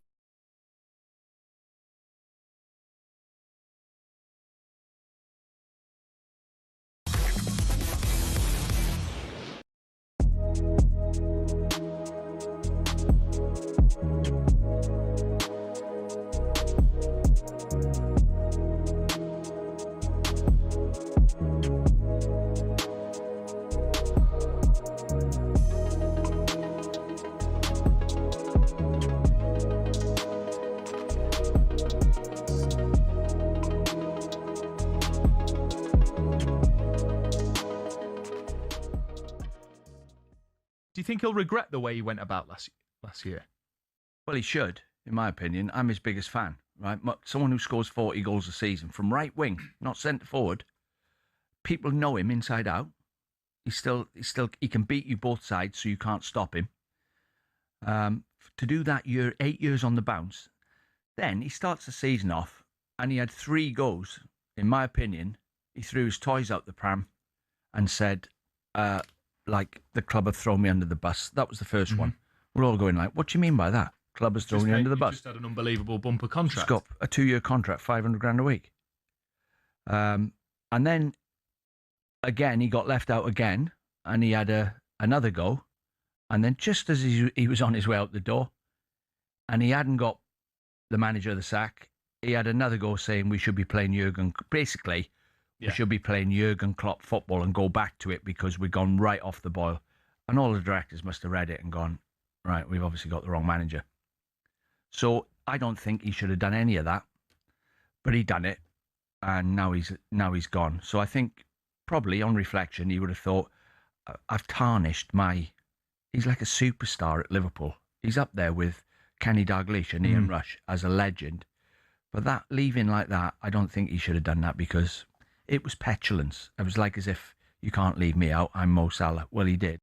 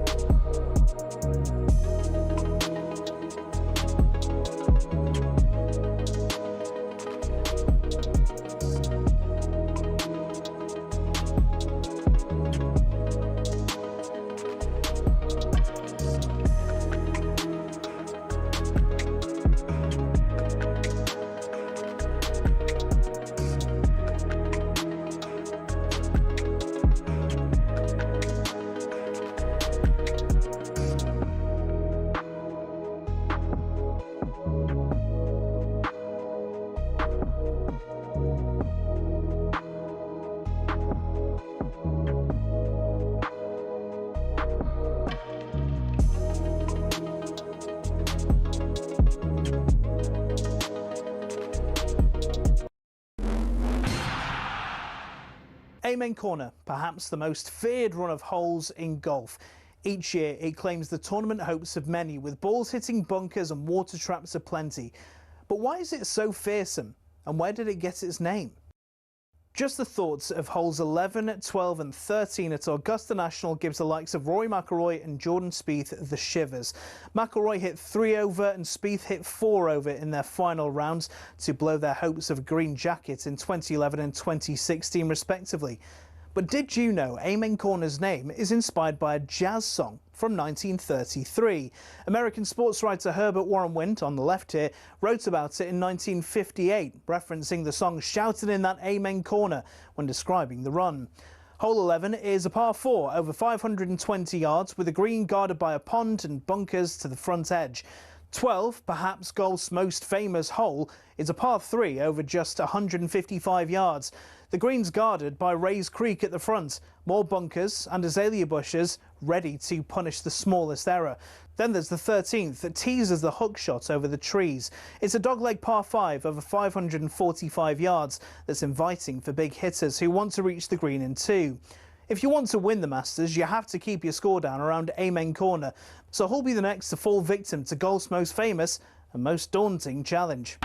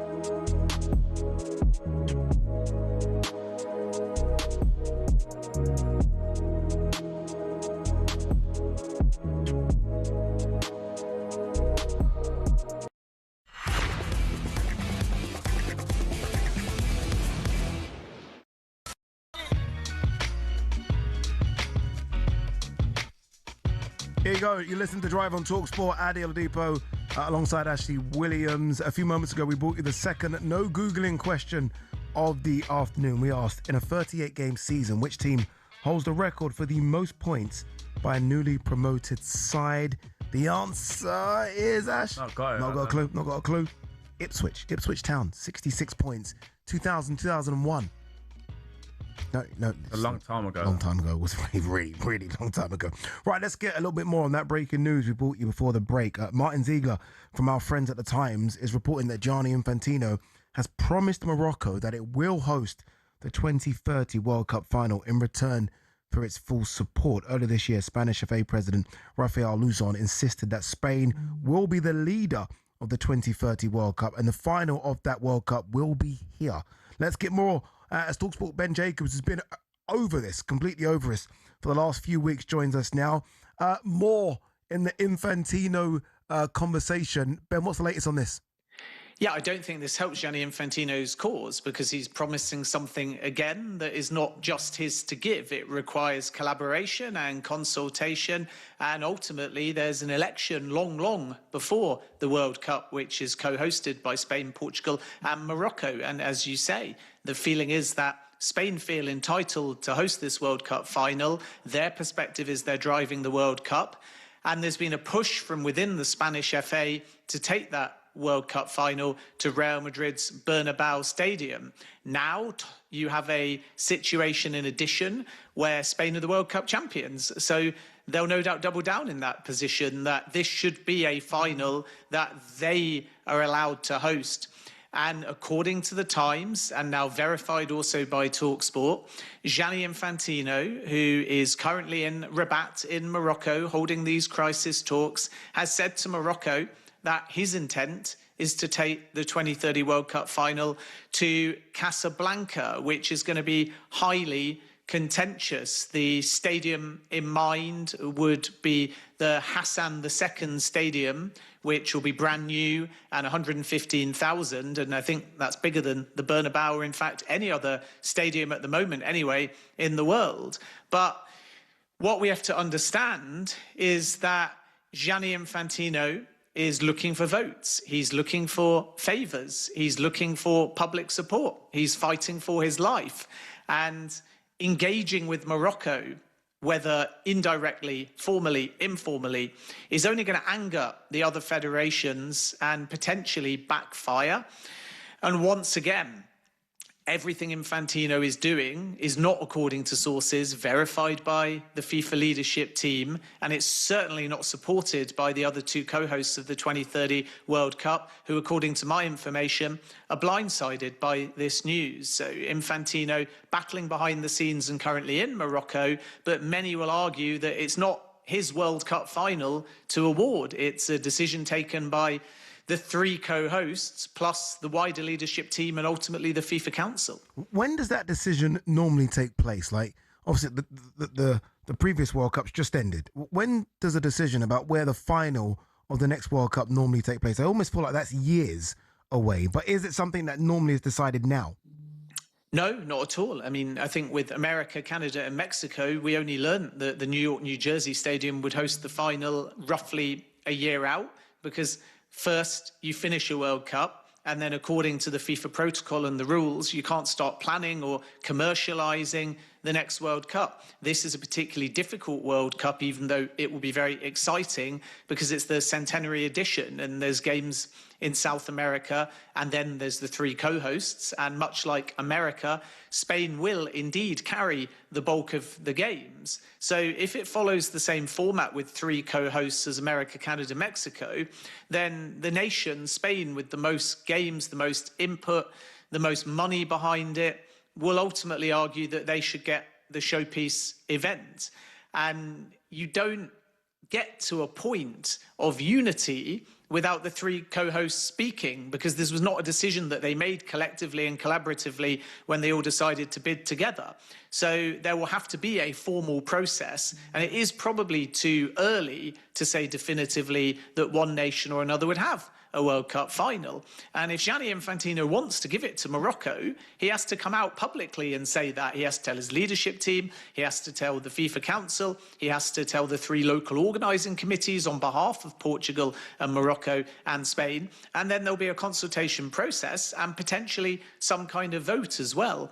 And if Gianni Infantino thinks that he can bypass that and just hand out the World Cup final to whoever he so wishes, it's once again a bad look for the FIFA president. And it wouldn't remotely surprise me if in the coming hours we hear more of a backlash from both Portugal and Spain, who will be against this move, not because they're saying definitively it can't go to Morocco, although Spain argue they're the favourites to host the final, but more because it has to be a direct and formal consultation process, and that hasn't happened. Final one, Ben.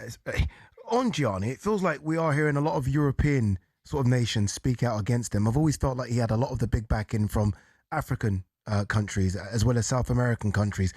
Have those come out and backed him or backed against him in recent times?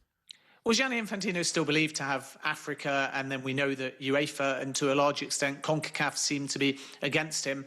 And Infantino is tallying the votes because this feels complex, but it's actually also very simple. Gianni Infantino needs 106. He started before the World Cup with 200 plus out of 211 member associations. He's lost a lot of votes, particularly from Europe and some parts of Asia, such as Jordan. Prince Ali bin Al Hussein issued a damning statement yesterday. But if Infantino loses, let's say, 100 votes, then he might still be on 106. And if that's his position, he won't care about the very vocal opposition because he'll feel he can win. If it falls below 106, then he might walk before he's pushed. So outside of the UEFA opposition, which is not entirely blanket, but relatively so, you've got Asia, which is the key battleground, and Qatar have said they're pro-Infantino.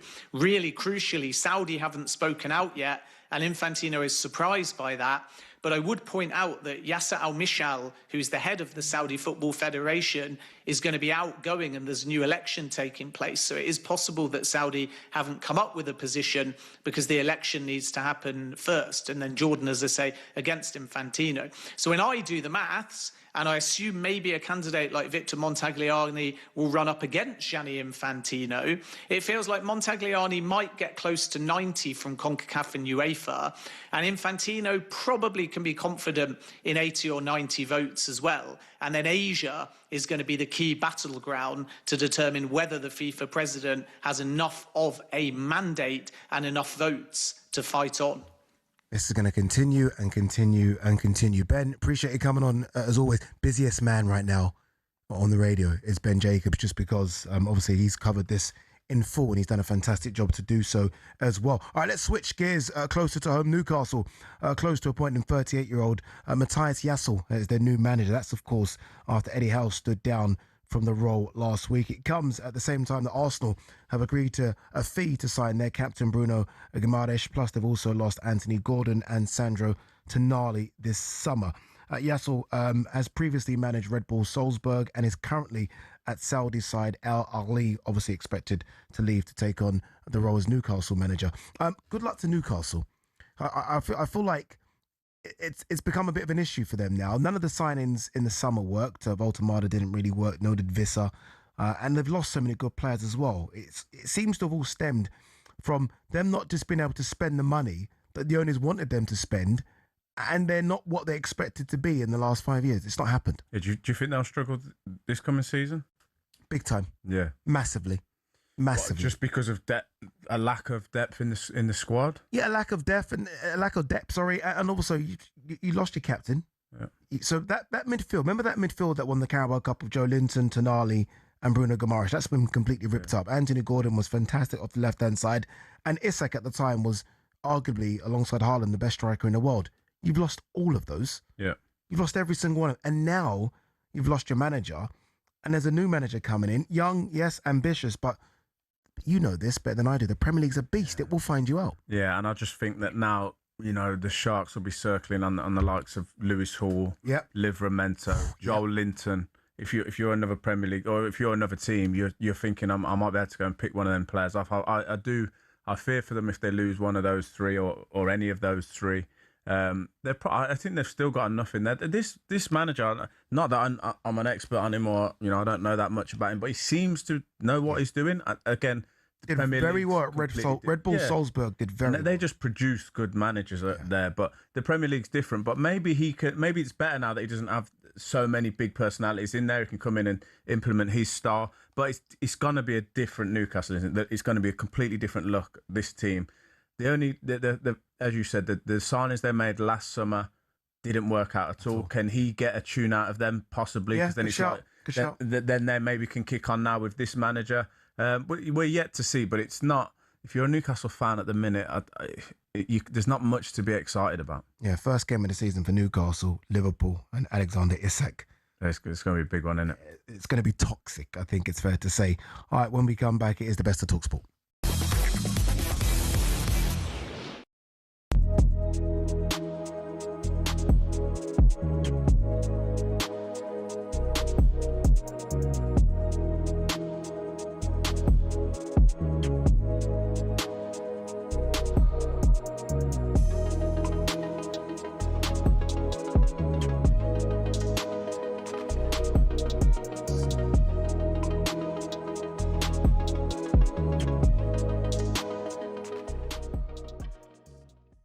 I speak to people here and there, good sources. Mm-hmm. The best thing I can say is that I know for a fact we're not going to rush. The window doesn't close until the beginning of September, end of August, beginning of September. We've got a lot of time to make decisions. And on top of that, we're not like other teams who desperately have to strengthen and anyone's better than their current team. If somebody comes into our team, they have to be the right personnel, the right players on the pitch, and they have to fit the vision of Arsenal Football Club. We haven't spent 7-8 years building this squad for anyone to come in and for it to be some kind of joke. So the likes of Bruno, great attitude. He can play, Mikel likes him versatile. He can play as a 6, he can play as an 8. He can play as a 10 if you really want him to as well. His creativity is very underrated, Joel. Exactly. And we all know what it gets like. When you're Arsenal Football Club, you're in every single competition, guys. Just to remind everybody, we only, didn't play 2 games out of the possible. All of the games that you could have played last season, we only didn't play 2 games. What games were they? Do you know? It would be the League Cup final. Oh no, you played that. You're wrong. That. You're wrong. Don't worry, Ollie. I'll correct. Go on. Yeah, go on. Semi-final of the FA Cup. And the final of the FA Cup. Yeah, cool. Okay. So that means that even if you've got 2 10s, Eze and Odegaard and how great they are, sometimes you need more players.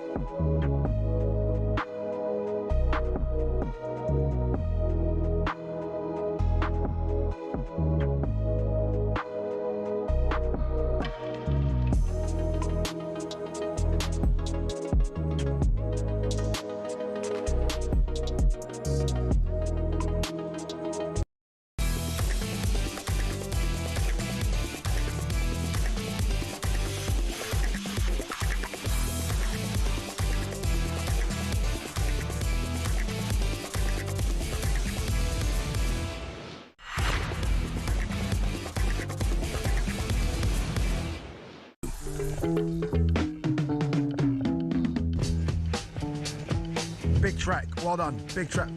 It's like, yeah, I'm about to say it's your first good song of the day, but we've had a couple. But this is numero uno by far. You listen to Drive on talkSPORT. Ade Oladipo, Ashley Williams in partnership with Giacomo. Get fresh looks and great brands from Giacomo still to come. We're going to be asking if Gareth Bale gets the respect he deserves. Who better to ask than you, Ashley Williams? You'll know. Just quickly, the former world heavyweight champion Joseph Parker has been cleared to fight again after his drug ban was lifted. Good luck to big Joseph Parker. Mykhailo Mudryk made his first appearance for Chelsea in 20 months as a substitute in Wednesday's 1-0 defeat by Juventus. Good luck to him. It's now time for this.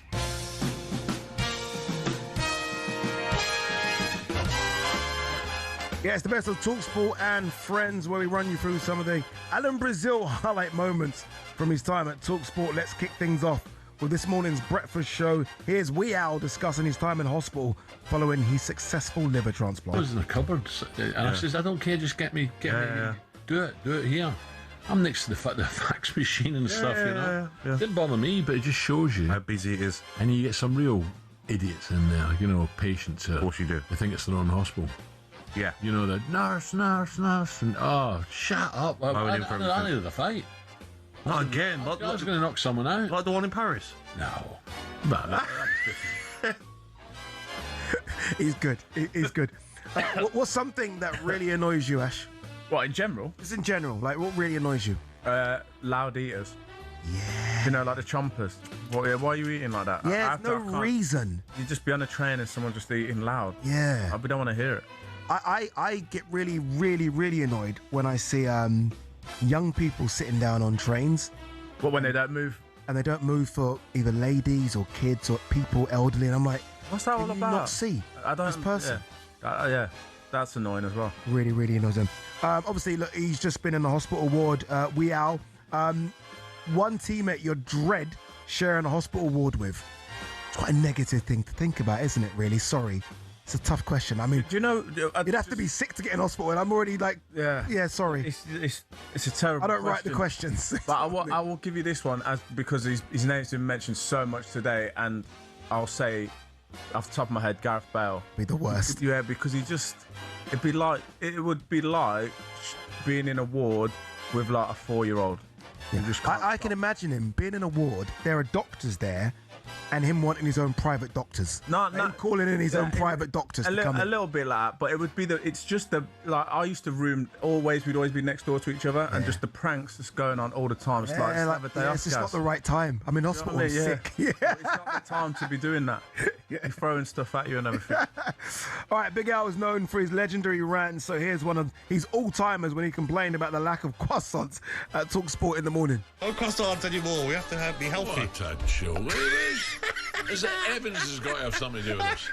Chris Evans has got to have something to do with this. Oh, God. Anyway, you might think this is tedious, guys out there, but when you're up at 3:30 in the morning, I look forward to my croissants. And there's a fight in that kitchen because we've got Virgin Chilled, Virgin Radio, Talk Radio, Times Radio. They're all, as soon as the croissant man comes in, right, Ernie the baker comes in, whoosh, there's a fight in there. Maybe that's the problem. They don't like fights in the kitchen. He's been missed, hasn't he? He was going to knock someone out about the croissant again. Yeah, it's crazy. What's your ultimate breakfast? Full English. What's your English? Even when you're playing? Any time. Even when you're playing, you have full English. Yeah, but you burn it off straight away. Yeah. Not all the time, but bacon, sausage, maybe on a day eggs. off or something. You know you're going to burn it off the next day. Black fried pudding, eggs. baked beans. No. You black pudding. Go on. What is it? What's in it then? What's in it? What is it? Bacon. Yep. Fried eggs. Oh yeah. Beans. Yep. Sausage. Yep. Some mushrooms. Mushrooms as well. Yeah. Toast. Brown or white? White. Yeah. That's it. And you still play football? Wow. Hungry? No. It's proper. Do you still have that now? Yeah. Can't burn it off anymore. Careful. No. Can't burn it off. What country has the best food? You've travelled a bit. Jamaica. Easy. Yeah. No, I'm saying that. Why are you hesitating? No, you know what? You're right. I order Jamaican a lot. You know how bad it is? I order it sometimes here. So when I get home, it takes about half an hour to get home. I meet the Uber Eats man on the way. What? It comes half an hour? That's good. Half an hour to come because I go for a good one. Yeah, but they're long. Yeah. Oh, the service. Yeah. The service in Jamaican restaurants. Shocking. Absolutely shocking. Better. That's awful. All right, let's finish with perhaps Big L's most iconic talkSPORT moment. Here he is back in 2003 discussing the late, great Bob Monkhouse. I was at the filming of the BAFTA tribute for Bob Monkhouse over at the BBC. Is that right? But that was a bit of fun. Oh, there were some really nice contributions from a lot of good people, including some of the best of the younger comics around now. You like Jack D, Jimmy Carr, Steve Coogan. Oh, no, absolutely. Gary, what about Bob's health now? He died at Christmas. I think Mr. Brazil was just looking a little bit back there rather than forward. You're absolutely right. I heard two different versions of it, to be honest. The terrible thing Two was different that versions, I was told. That's the worst thing ever. It's the worst thing. God, mate, it doesn't get worse than that. What about his health? Well, he's dead. What do you mean his health? That's my fear. That is the worst ever. Nothing. When was the last time you embarrassed yourself? Probably every day. I can't think of one off the top of my head, but I do things like that always. That's scary, isn't it? You know what? I get like paranoid that I'm going to do it, try not to do it, and still do it. Yeah. What do you think you'll be doing? This is a tough question. 23 years from now, do you think you've retired, feet up, West Indies, somewhere living, or doing a bit of this? I hope that is exactly what I'm doing. Just fishing on a pier somewhere. Oh, that's amazing, isn't it? But it's not going to be. Of course it isn't. You're an active man. You're going to be doing something. Getting on tubes and rushing around London. God. If I'm getting on a tube in London in 23 years, I failed. Yeah, exactly. I failed in life. If you see me, kick me off the train. It's not going to happen. All right, for more classic Big L clips, make sure you're subscribed to the talkSPORT YouTube channel. Of course, you can find all our shows on the talkSPORT app, where you can swipe between talkSPORT, talkSPORT 2, and all of our sister stations, so you never miss a moment. All right, coming up. Topic of the day, we've been talking about this. Is Gareth Bale disrespected? And all-time British Premier League great, Gareth Bale or Wayne Rooney? It's Wazza. See, I can say Wazza like I know him. It's Wayne Rooney. Mates with him? Yeah, come on. No. When we come back.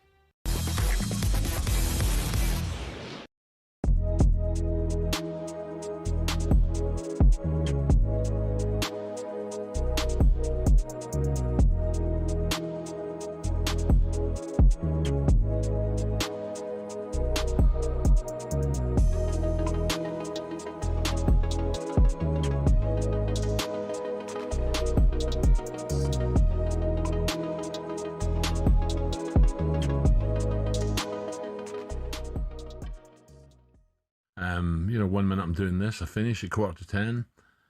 There's a car outside. I'm like, what's going on? Straight down to Addenbrooke's, Cambridge. Okay. And a few hours later, wallop, they open me up and stick a new liver in there. So I did have cancer on my liver. Did you? And we suspected that for months, to be honest. But they didn't want to go in and touch it and shake it up in case you could make it spread, But anyway, they decided that, first of all, they said the perfect match came in, or else I might still be waiting. Yes. And people who know what I'm talking about, who are on the list, you can wait 18 months. You can go down there, get ready to have the op, and they say it's not quite right. Go away, come back. We'll phone you later, maybe in a few weeks, and it can be murder. It can be terrible. But I was so lucky. I went down there and they said we've got one, and it looks perfect. So we're going to do it now. I'm like, what? You know what I mean? So they eject you all over, and you think you have to sign a few forms. Of course, yeah, of course. And you get carried in there, and it's like, goodbye, everyone. Yeah. That's how bad it was. Yeah. See you later. Yeah. Just it's a massive operation. Wife's in tears, and it was horrible. But you knew though, didn't you, Al? Before that, you knew. When you were on air here and you felt dizzy and you had to come off. Yeah. You knew something was. Well, that was the stage where I had to get it done, or it was see you later. Yeah. And I didn't realise it was that extreme, but it was. They told me, said another couple of weeks you were gone.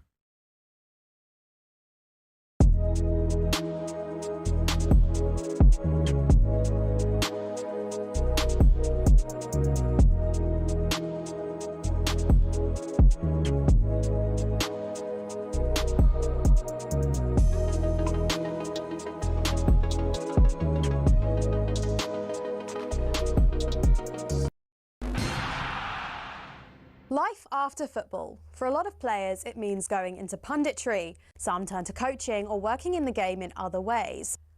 But what about the rest? Some former footballers turn their sights away from the game, and there are a few big surprises. First up, from rainbow flicks to pancake flips. Ex-Chelsea and Southampton defender Ken Monku switched up his footballing career to buy a Dutch pancake house. He bought out the shop, which had been his favourite pancake spot as a child, and before long he was mixing the batter and getting behind the stove. Next, Everton legend Thomas Gravesen swapped out the high stakes of the Premier League for those of the poker room. He made over 150 appearances for the Toffees and won the Scottish Premier League with Celtic. Turned out the Danish international was pretty darn good at poker. He racked up a reported £100 million from his Las Vegas adventures. Remember former Chelsea goalkeeper Petr Cech?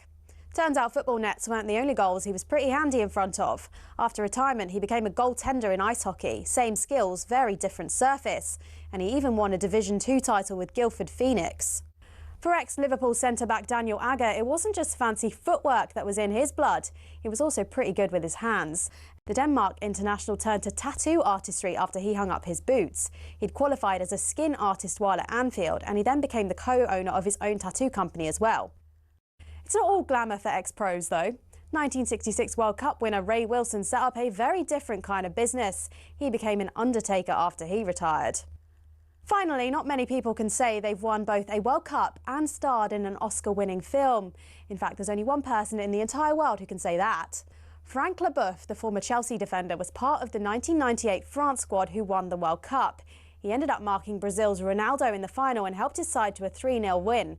But Leboeuf had already begun acting on the side while he was playing football, and his biggest role came some years after his retirement when he landed the part of a doctor in the Stephen Hawking biopic The Theory of Everything. I embrace the career of acting, so I want to learn more. So seeing lots of movies is a part of my job. To be honest, with all the dramatic diving in the game these days, there's probably tons of ex-pros who've got the acting skills to make it in Hollywood.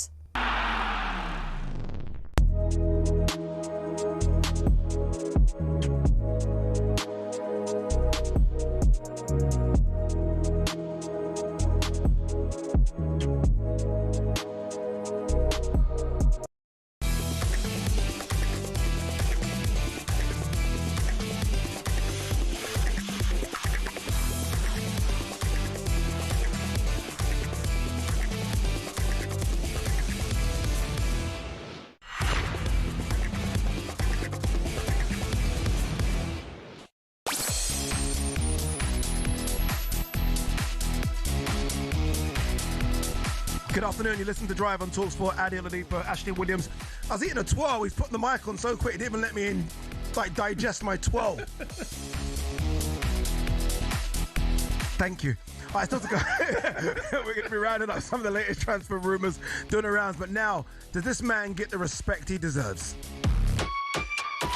It's Gareth Bale, it's very central. He runs up to it, left-footed. Is this the moment? Joe Hart has tipped it into the net. 1-0 to Wales. A free kick from Gareth Bale. I remember we played against him and me thinking, what am I witnessing here? No one can get anywhere near it. It's undeniable that the reasons why the Welsh achieved anything of any substance in 2016 and onwards was because they had such a player in Gareth Bale. I tell everybody that Bale was the greatest player that I played with. Marcelo with the other head kick is an unbelievable goal from Gareth Bale. That is a stunning strike. Who was that speaking, said that? Does anyone know? Who was that at the end that said, who? Okay, can we on here again? Well, that player that said Gareth Bale was the greatest player I've ever played with. I think that's quite a big statement. I just want to find out who that was. This man, though, said quite a lot about Gareth Bale. Former Wales midfielder Johnny Williams had some very interesting things to say about him. He said, I don't think he probably gets the credit he deserves. I think still, had he been an Englishman or something, I'm sure he would have got a lot higher praise. In terms of British players, for sure, I think he's up there with Rooney. Rooney might be the one that comes close. Here we go. The floor is yours, Mr. Ashley Williams. Does he get the respect he deserves? No, I don't think he does. But I don't think it's because he's Welsh. So I disagree with Johnny on that part. But I don't think he gets put in the...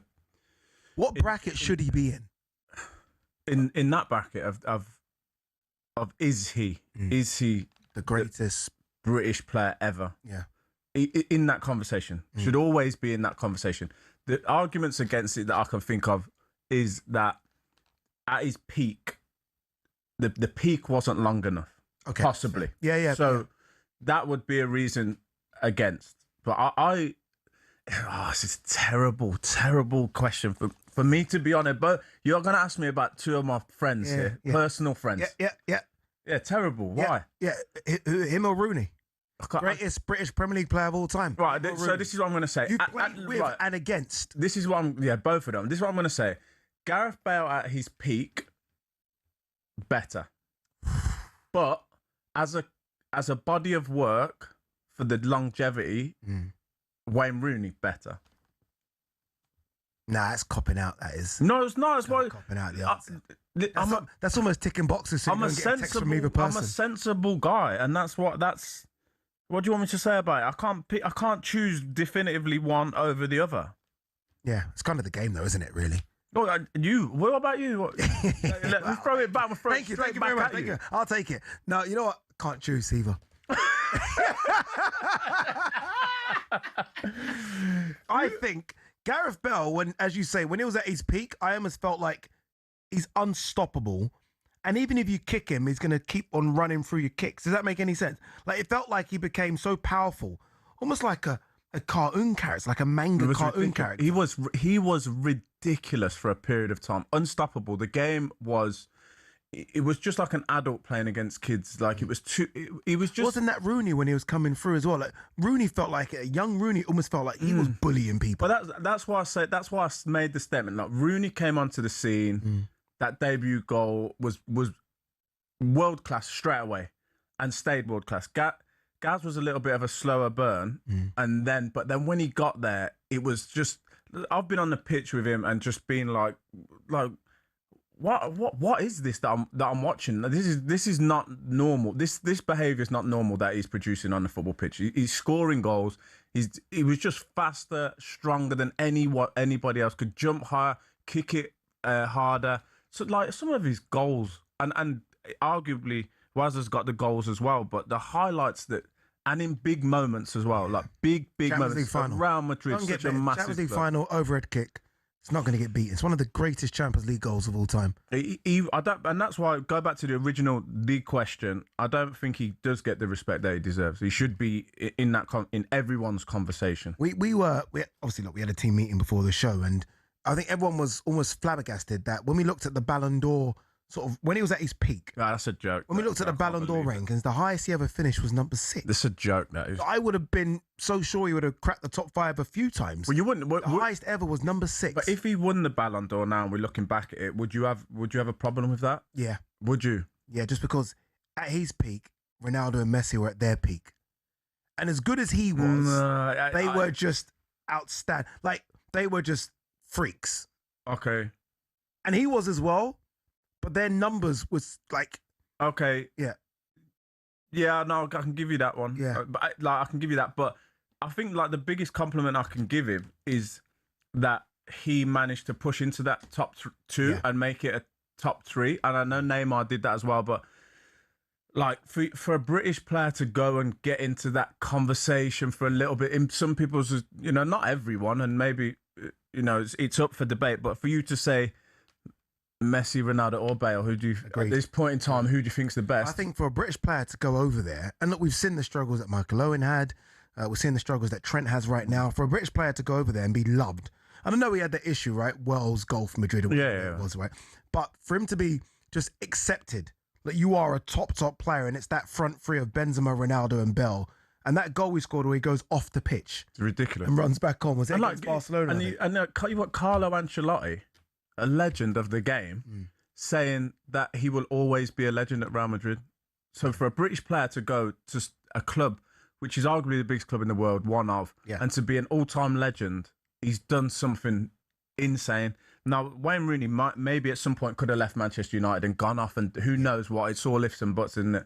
He stayed. He had, 13 years, I think, at Manchester United. Amazing 13 years. But I just think what Gaz achieved over there is... Have we seen that from a British player before? No. I mean, the closest, and I say closest only because he won a couple of champions, is Steve McManaman when he went there. But he was obviously a player that came off the bench quite a bit. So he wasn't as sort of solidified in that starting 11 as Gareth Bale. I think Gareth is without doubt our best export. And I think he deserves higher praise than that. It's almost disrespectful to say that the best Yeah. export, but you know what I mean. That Euro 2016 campaign where he was just unstoppable. Yeah. What was that like being around him for that? Well, like personally, he was just he's always been the same. That's the testament to the person that he achieved, and with all the fame and everything. No, none at all. Just been the same down to earth man that he's always been. So that's first and foremost. But then on the pitch, our team, we had a good little solid team, and we knew what we was good at. There wasn't any egos in that team, even with him. But we all still understood the mission was keep a clean sheet, and this guy's probably going to score at some point in the game, which he did most of the time. Yeah. So it was like a team where we was just all based around him. I was telling you earlier in training, it was like, don't touch Gaz. Like we can't. Like we need him. We knew we needed him. No. Don't be doing that. But we understood we needed him. And then some of the goals that he scored in that qualifying campaign and in the Euros. Just like you're on the pitch. I'm on the pitch as a player as well, and I'm just awestruck at the way he's striking the ball. Sometimes we get a free kick.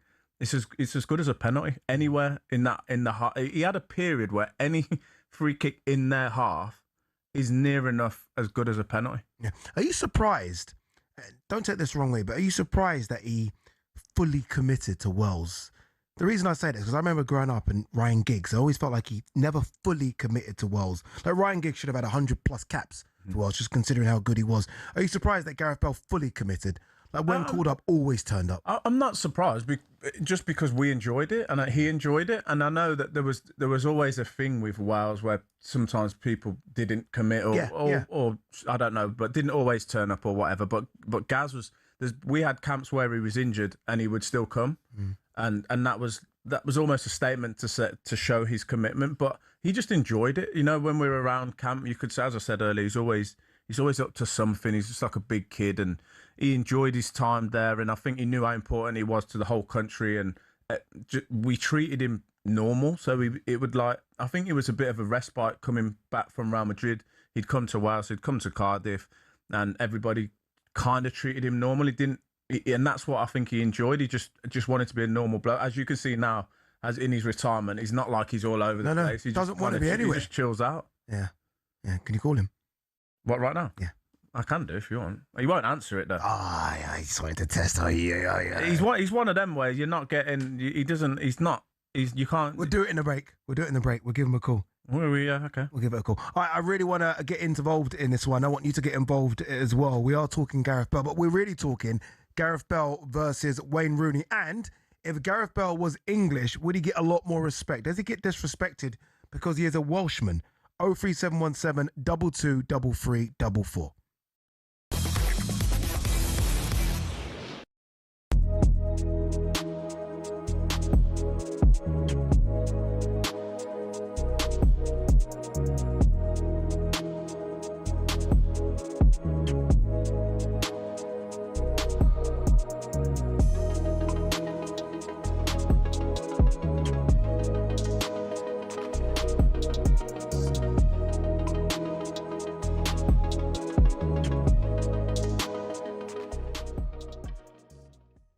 I anticipate Arsenal to absolutely go again and just be as good as they've been this season. The key element for me on the title this year is Rodri. If Rodri's a Manchester City player throughout the whole course of the season, Manchester City will win the league. That's a shouting off, that isn't it? Do you disagree? If Manchester City lose Rodri and he goes to Real Madrid, they will not win the league. I know what you're saying, but I look at it as well because Anderson's coming, isn't he? Yeah. So he's not Rodri. I know he's not Rodri. But he'll benefit from playing alongside him. Yeah, that would happen. But if you leave him on his own in there, I think you've got carnage. I do know what you're saying, but I think there's more of a factor that Maresca might not be up for it either. You don't know yet. I think he's up for it. You reckon he's up for it? I think he's up for it. We'll see. He knows that club. He's been at that club. He understands how that club you're works. You're talking like a real Manchester City supporter. He went to Chelsea. He did. Are you Blackburn? You're a Blackburn fan, didn't you? Yeah, we'll talk. Hold on a minute. We'll talk about their dismal summer in a minute. What about the other teams? Why are you doing this? Why are you deflecting? Well, I'm just trying to say. All I was doing was talking about the Premier League title race. That's all I was saying. And I was just saying that the big impact, the key piece of information for me is Rodri being a Man City player throughout the whole course of the season. And if he is, Manchester City will win the league. Cool, but that's a shout. Do you not think so? So where was he last season? Getting back from his ACL, mate. Do you not think so? No, listen, mate. So you're tipping Arsenal. You think so? You believe in what I said at the start of the show, that you believe that we're entering a dynasty time. Yeah, but I don't. I wouldn't hang my hat on it.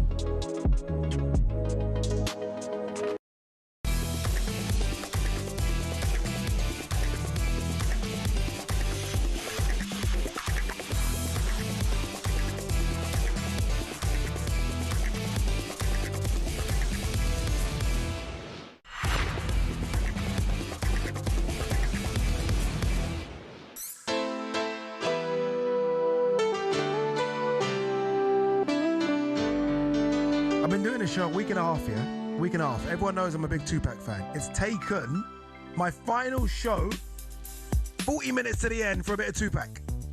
And you definitely only have to play the instrumental on this one because it's very much a parental advisory song. I listen to Drive on talkSPORT. Ade Oladipo Ashley Williams in partnership with Giacomo. Style and brands for every single man. Still to come, we are going to be joined by PFL fighter Lewis McGrillen, who I'm hearing is a Liverpool fan as well, so we're asking him a bit about Liverpool. Just quickly, Chelsea are closing in on a deal to sign Rayo Vallecano defender Pep Chavaria for around 16.3 million plus add-ons. Chelsea are signing everyone. Chelsea will be dangerous next season, won't they? Is that it's normal, isn't it, for Chelsea? Yeah. I do think they got a better chance of having a good season. Absolutely. Carlos Alcaraz has withdrawn from the Cincinnati Open as he continues to recover from a wrist injury that forced him to miss the French Open and Wimbledon. Now, though, we're going to get stuck into the calls. I love this one. Would Bell get more respect if he was the Englishman? And is he better than Wayne Rooney? 0371722 3344. Can confirm we have texted Wayne Rooney. We have messaged Wazza. Has he responded yet, Ash? Let's check. Has he responded? Simple question we asked him. Is Bell better than you? We'll let you know what he says. He'll be honest, wouldn't he? Yeah, he's not. Yeah, he'll be honest. He'll be honest. All right, let's go to Dave, the Arsenal fan. Dave, Gareth Bell, Wayne Rooney first. Go on. Oh, difficult one. I'm an Englishman, but in his pomp, I'd go for Bale. Wow. And the reason I'd go for Bale is because 5 Champions Leagues. It's a joke. Played against. Firstly, probably one of the greatest club sides ever to be put together in that Barcelona team. Yeah. And took that right back. That right back's still chasing back, isn't he? Let's be honest.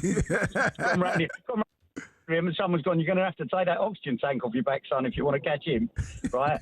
And secondly, what I think Ashley didn't say is that you've got to look at a Wales team in a quarter-final of 2016 took apart a Belgian side that everybody said was the golden generation and could have won the Euros and the World Cup. And they done it. You done them 4-1, didn't you? Right? 3-1. 3-1 in the quarters. He was unbelievable. That campaign, he was. I'm really. There was 10 of the others on the pitch, but this guy, it was just like he wanted to carry that. Excuse me for this. That tiny nation on his back, and say, do you know what? We're a tiny nation, but I'm going to make us massive. And I'm an Englishman, and I watched him. And do you know what? For a couple of seasons, and people are going to slaughter me for this, but he was more. I wouldn't say he was a better player than Ronaldo, but he was more exciting. Wow. When he was in his when you know that Ronaldo was going to do it, but when he was electric. You had 10 quite ordinary players, like Aaron Ramsey, maybe a bit better than the others, but he was just determined and not meant. I don't know many other players that can do that with that side. Nah, incredible. You're all right. Incredible. I think the closest thing to him probably in terms of doing it by himself is Gerrard Liverpool. When I think of just give me the ball and I'm going to do it. Called you an ordinary player, by the way. It's fine. I think he didn't. Gaz didn't even score in that quarterfinal. And big players scored in that quarterfinal as well. You know, is that the Robson Cardew turn? Yeah, he wasn't the only one. You can keep going through the scorers. Ashley Williams. Yeah, no, I forget. Oh. How dare he? Let's quickly go to. Let's see if we can quickly get this one. And Mick, the Spurs fan. I mean, you're going to wax lyrical about him because even in his stint where he came back to you for half a season, I think people forget he got more than 10 Premier League goals in that, and it was supposed to be a bad return. Good evening, lads. I'm enjoying the show, listening to you in the garden. Thanks, mate. I remember when Bale first came to us, and he was rated at Southampton. Used to have a good academy and had kids coming through. But for a while, he was seen at our place as something of a jinx. Because whenever he played, we never won a game. And I remember being at Fulham away, and we're 2-0 up, and my boy saying to me, nice, he's going to end that jinx now. I go, mate, I'm watching us too long. Keep comes close for a minute. We ended up drawing that game 2-2. And my boy was gutted that we didn't win it because of this jinx thing with Bale. But to watch that boy grow, and I love our new stadium, it's brilliant. And before Villa fans and Gabby Ekman all cry, because of that stadium we're generating the money, that's why we can buy players. But that old ground at White Hart Lane, it used to bounce. I had a season ticket in the Paxton. That night against Inter Milan, after he did what he did in the San Siro, that night against Maicon, that boy turned into a man. And he rescued us so many times. And it was as if he's saying, do you know what? Watch me. I'm going to win us this game. And he did countless times. Mick, Tottenham have had so many great players. I mean, the list, Hoddle, Gascoigne, and we can go on and on. Would you say he's your greatest or up there? Is your greatest ever player? Well, listen, I was going to say, I've been going to Spurs for 40-odd years. I've never seen us win the league, but I've been very blessed with some of the players that I've been able to witness at our place. I'm amazed people never mention Klinsmann about Premier League teams. That man was mustard. He was mustard. He was absolute world class in every single way. But to watch someone develop, Bale was unreal. The only thing that gave me a buzz nearest that was Dele Alli coming from MK Dons for $5 million and turning it on like he did, you know. Very quickly, Bale or Rooney? Oh, Bale all day long, because Ashley will tell you, when did Bale ever tell the Welsh fans to do one like Rooney did the England fans in South Africa? Yeah, it's a whole different conversation. Mick, appreciate it, my man. Thank you very much. All right, let's have our daily update of some of the Premier League sides currently in pre-season action today. Chelsea faced Juventus in Hong Kong. A little earlier on, they were beaten 1-0 as Danny Welbeck made his first appearance for the club. Meanwhile, McCallum Mudryk made his return to the side as a sub as well. A couple of poor results for Chelsea. Do players take that seriously pre-season? No. It's not great. Like you might have a few concerns, but what you're always thinking is, right, we'd rather have the bad results now, put that right before the season starts. Yeah, Chelsea are going to be interesting now, as I mentioned. Loads of signings, as always. I think Lacroix could be maybe the most important one. Big centre-back, come from Palace. Yeah, well, that's a case of what with him, though. Yeah, because that was the real weakness, I think, that they didn't have that centre-back that... Like, I really like Lacroix. He's a bit of a throwback. He defends first. He doesn't do too much. When you've got so many talented in possession players in that Chelsea team. He's just going to give the ball to someone and just defend, which is exactly what they needed. Indeed. Right, let's move on to Aston Villa, who were 3-1 winners against Thai side Pathum United yesterday. Alejandro Garnacho was an action for his new club, but a compilation has gone viral on social media of his lowlights from the game, including passing the ball straight out of play. I want it to work out for him. I don't want his story to be stuff like this, because at United for a period you felt like they had found something, but then at Chelsea it hasn't worked out. You kind of wonder about him off field. You kind of feel like there could be something more that needs to be looked at. I hope it goes well for him, but I just don't know if it will. Yeah, I'm exactly the same. You never want to see a player struggling and becoming a bit of a joke. Yeah, almost a bit of a comical figure. Yeah, like, because it's straight away. My son sent it me this morning, of all of his like compilation bits of the game. You don't want to see that, but it just amazes me that he keeps getting big, good moves. Crazy, isn't it? And we've spoke so much on this show about the Championship and the lower leagues. There's got to be wingers down there going, hang on a sec, how does he keep getting this move? And I'm doing better than him week in, week out, and I could go and do that. So I hope that he lands some. Now he's found a home and it works out. But I'm not too confident in it. Funny, because Unai Emery always has a look at him. Like he gives you a go. Jadon Sancho will get a go. Marcus Rashford will get a go. Now, almost like the ones that are supposedly troubled. Yeah. And he never gets a tune out of him, does he really? And now he's going again. I think sometimes he does, but that's the place. This is the place where you're right. You go, and he's gonna give you a go. Yeah. So you either sink or swim, and it's up to you at this point. I feel like for Garnacho, there's no more excuses. Yeah, you've got to start swimming. Yeah. Got to start swimming. All right, still to come, we are going to be joined by PFL fighter Lewis McGrillen. But first, it's time for No Googling. Let me have a quick read of this. Is it a tough one? Will he get it? Oh, actually, you might get this one. Which three players share the record for the most red cards in Premier League history? Which three players share the record for the most red cards in Premier League history? Answer when we come back.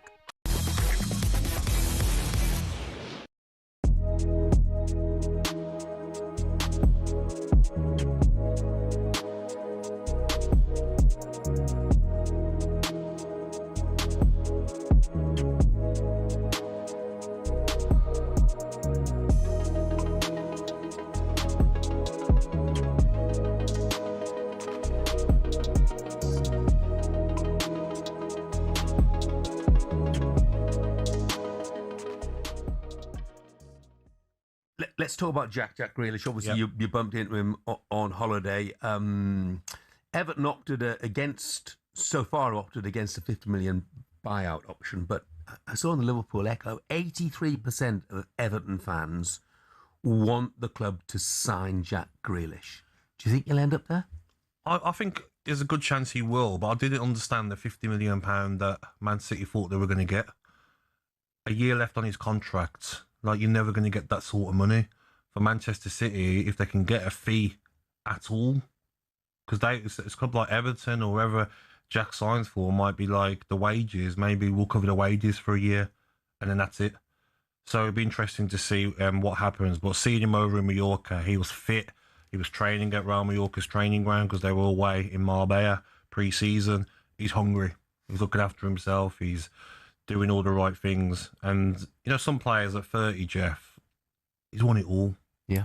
Doesn't need any more money. But he wants to play. He's addicted to football. He loves football. He would have been so jealous watching the players at the World Cup. He still wants to play at the highest level. And he showed that by the pre-season that he's had. So any reports as well that were fake reports you were hearing about being left out of Manchester City squad, no, I don't think he's clear to train for another 10 days.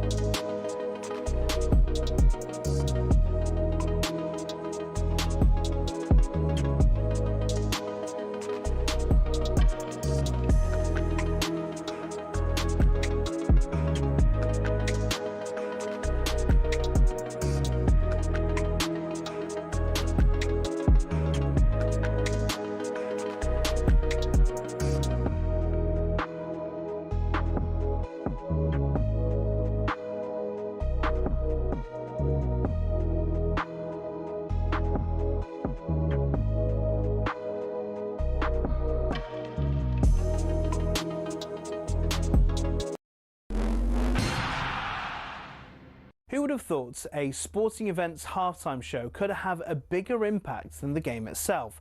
That seems to be the case with the Super Bowl halftime show. In 2024, Usher brought in an audience of 180 million worldwide, the biggest in the event's history.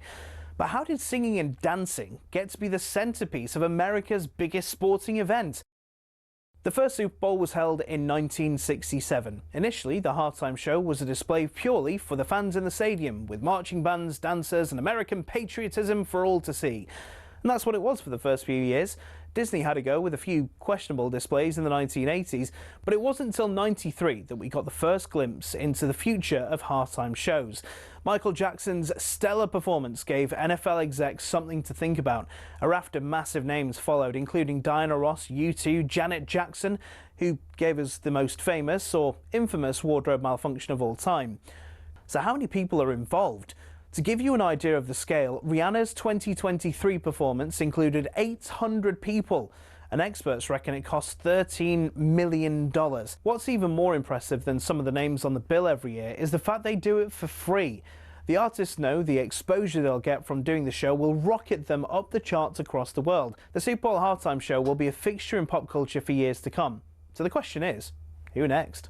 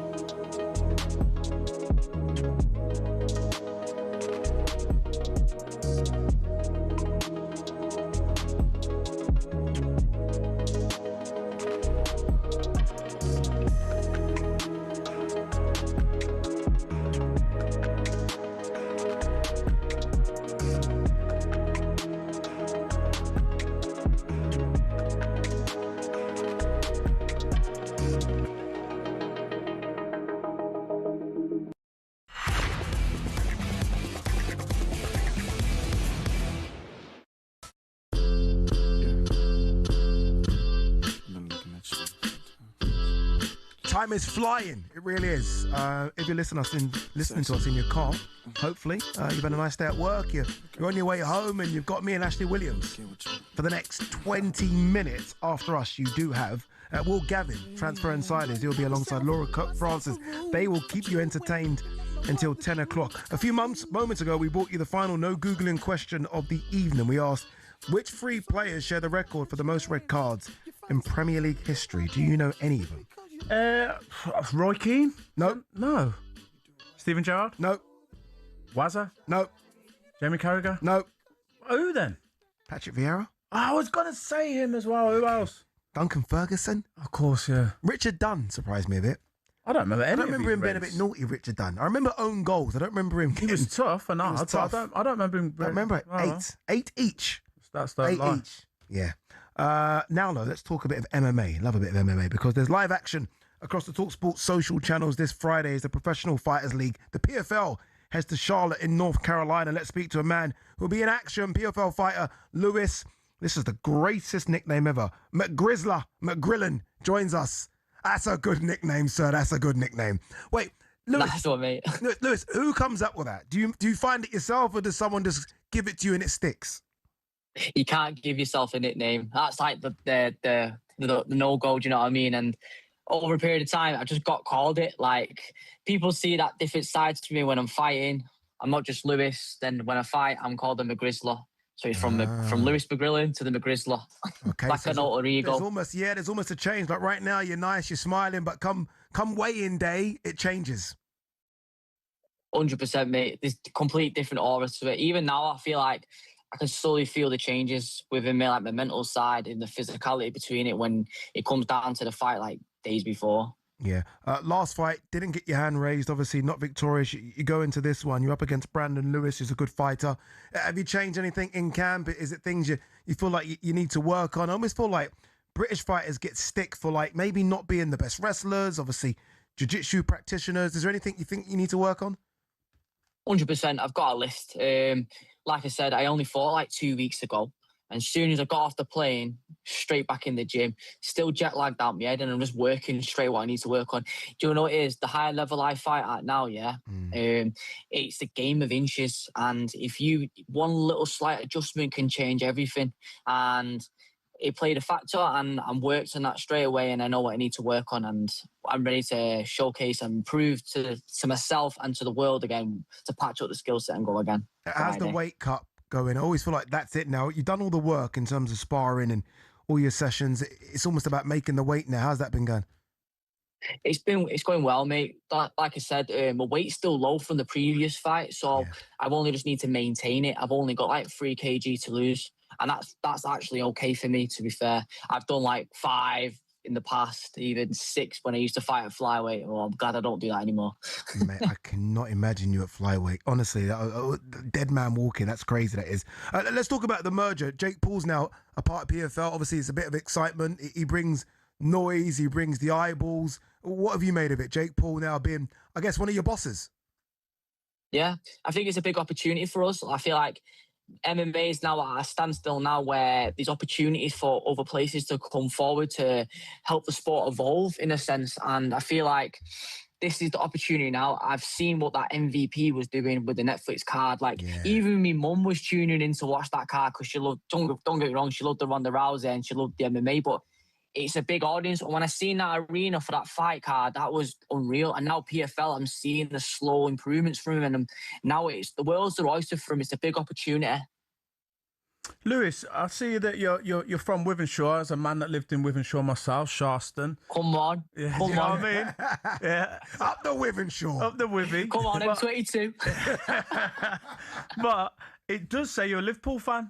Sure, how does that come about? Right, it's not normal, is it? So basically, my old man supports Liverpool, but he's not he's not a Scouser. No one's a Scouser. His dad, so my granddad, he's from Sussex, and he supported West Ham.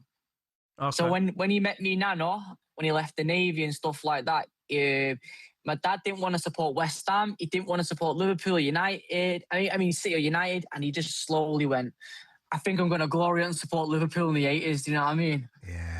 My dad did exactly the same thing. You can probably tell from my accent, I'm a Liverpool fan as well. That's my dad did exactly the same thing. What do you think Liverpool are going to do this season? Look, you follow your football. What do you think they're going to do? I mean, it's a team that needs a lot, isn't it? It needs a new. It kind of needs a new format and new adjustments. And like at the end of the day, I feel like we got left with a team that was slowly getting old, and I just feel like we just need to evolve. Like, I look at football teams like empires in a sense. You have a reign for a bit, and as soon as it's getting old and stuff like that, it slowly falls. And I don't want to be the collapse of Rome for Liverpool. I want it to keep going and build the momentum, and that's how I look at it. That's all I got to say. Just adjustments. I love that. Let's bring it back to you in the MMA. Obviously, 2024 PFL World Tournament winner, which is very, very difficult. I mean, people need to understand you have to go through killer after killer after killer to win that tournament. Do you feel you're at that level still? Do you feel like you've gone past that level? You're a better fighter than you were a couple of years ago? Definitely. I just feel like, for me, I was out for 14 months before that fight last 2 weeks ago. I just feel like there was just a bit of cobwebs that needed to dust it off. Do you know what I mean? I got a bit too excited there, a bit too eager.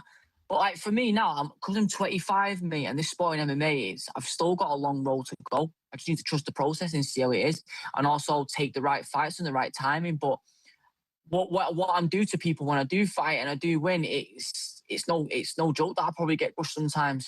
Yeah. Look, honestly, we wish you the best of luck. Hopefully you get that W, because we know what it means.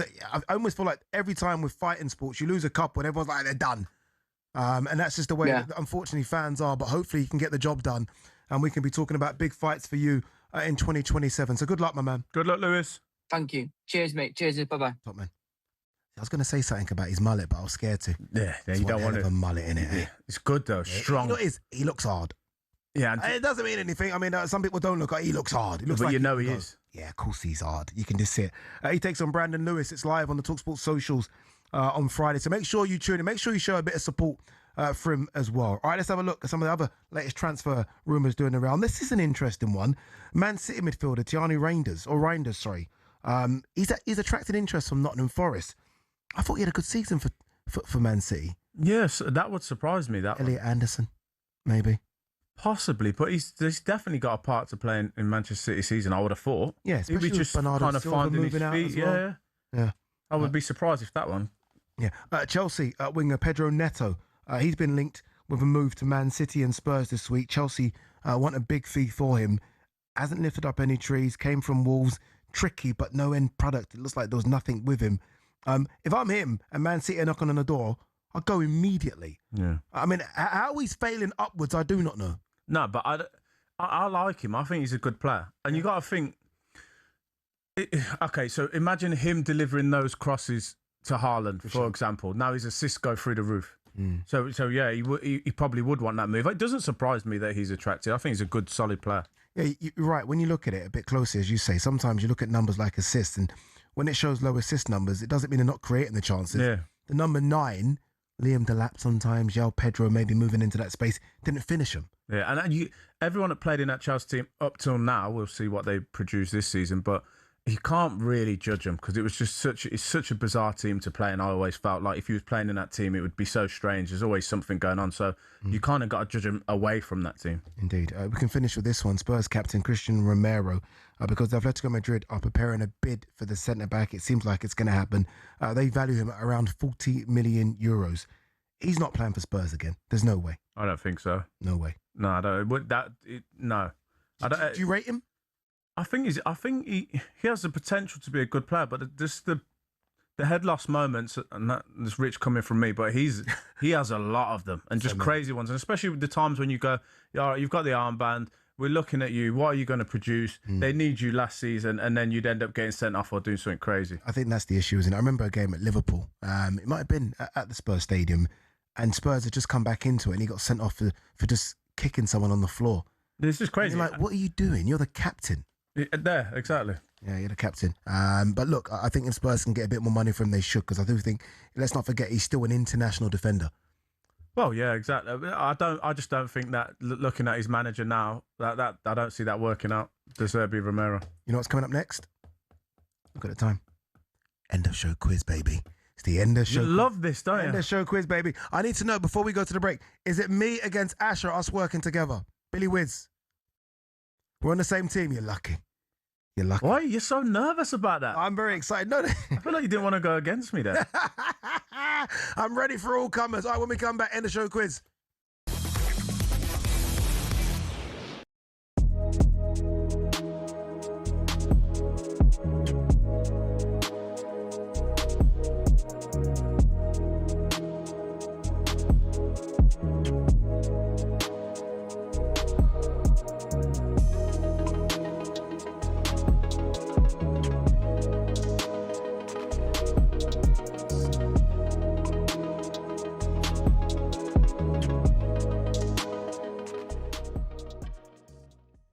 £75 million for a player whose biggest attribute is to fall over on the edge of the box and win himself a free kick. Gosh, is good money. And if he wants to go and sit on Arsenal's bench, where he'll not be adored like he was at Newcastle, then he's basically going for the money. The tune has turned. The tune has turned, mate. All right, so tell me you're not bitter. Oh, I'm not bitter. Stop that! You can't be talking like. What is he doing to this on the floor? Falling at the edge of the box. Falling at the edge of the box. Falling at the edge of the box. Now you're bitter, man. Come on, you got to be. You can't be saying them type of lyrics there on live national radio. He was good for you lot. You know that. He was good. I tell you what. Yeah, and if he's got down the motorway, if he's going down the motorway, and he says, you know what, I've got to change your heart. I'm going back.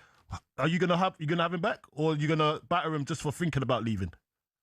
Me personally, I would have him back. I don't want him to go, but I think it's good. I think it's good money for a player who's limited Oh, if he could God. run, Yeah, it is good money. Why do you have to have the dig, though? Don't stop having the dig. And the key thing is now, mate, reinvesting it into the play staff, isn't it? I mean, the money that you've pulled in with Tonali and Wood and obviously now this week Guimaraes, you've got to reinvest it into the lads, haven't you?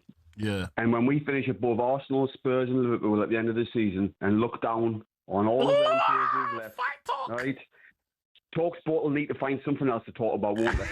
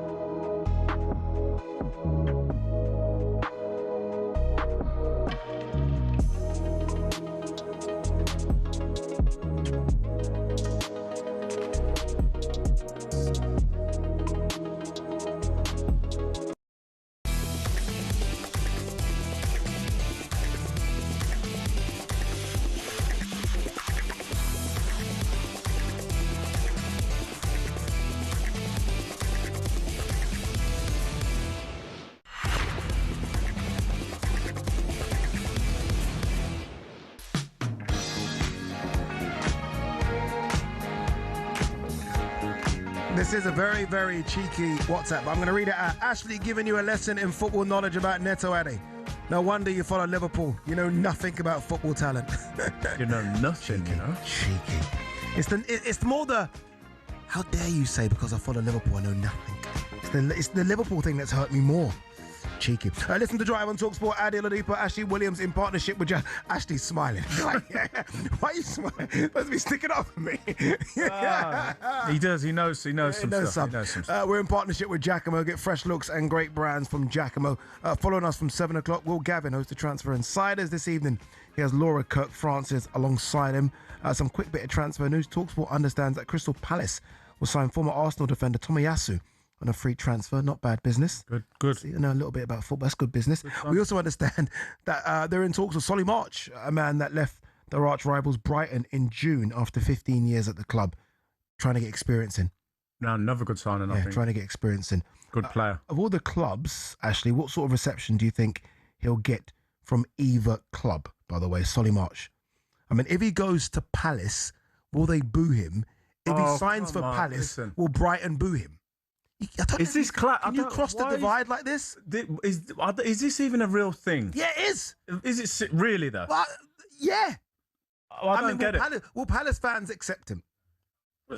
Well, I hope so. It's not a thing, Brighton Palace. It's not a thing. Well, no. It's not, is it? It's so far away, and it's a silly. It's not a thing, that. Not having it. Yeah, it's the furthest derby, isn't it? It's not a derby. It's not a derby either. No, don't say that. Yeah, it's not a derby. It's not that. Billy Wiz has entered the studio. Evening, lads. He does that. He's so good at it. He's so good. All right, it's now time for this.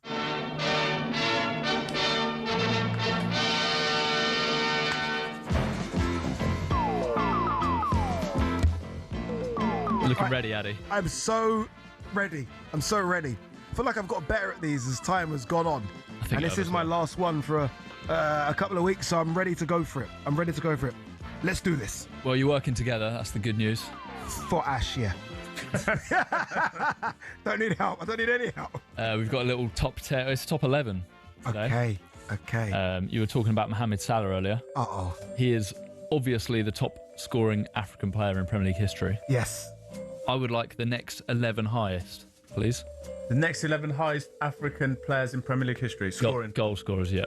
Come on. Got about 6 minutes or so on this. Come on. Drogba is definitely in there. Yeah, number 2 or number 3, but number 2, yeah. Bank it. 104. Yakubu is definitely in there. Bank it. Number 4 on the list, 95 goals. Remember, your boy's African. This is going to be it's going to be a this cake. Is serious for you. Adebayor is in there. Bank it. Number 3 on the list. There you go. Ain't playing. You know what I mean? Sadio Mane is in there. Can you bank it, please? Come on. He's number 1 on the list behind Salah. Ash, I'll let you take some. You're on a roll. No. Ash, go on. Ash, go on. I can't be greedy. Yeah, Toure. Do you want to put him in? I don't know, dude. Like now. Well, you didn't. Why didn't you say that to him? He does that. Why didn't you say that to him? Why does he do this? You gave him everything. Do this? I want to say put him in. He's 8th on the list, lads. That's what I mean. 62.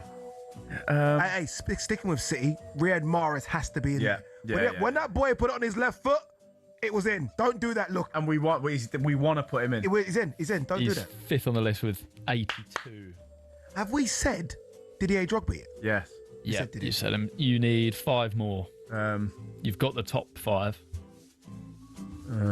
Top 5, okay. I think Kanu could be in there. I mean, how many goals he scored for Arsenal, Portsmouth? Pompey, he must have got a few for Pompey.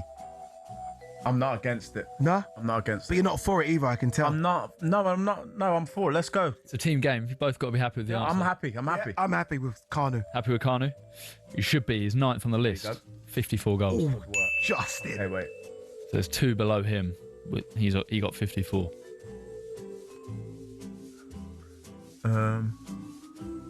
You know who I think could be a bit of a sleeper here? Solomon Kalou. I think he could be a bit of a sleeper here. Oh, I'm not. Oh, wait a minute. I'm not confident. What's the big boy you played with up front? Wilfred Boney. No, because he only played. He didn't. Swansea City did 54 9th.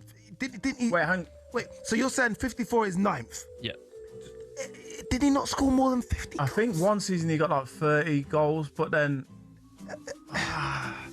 could he not be 11th? I don't think so. No, okay. Ashley's not having it. He gives nothing away. Who'd your answer? He's so good at this. Well, like, jeez. Still got, you got 4 to get. You got plenty of time.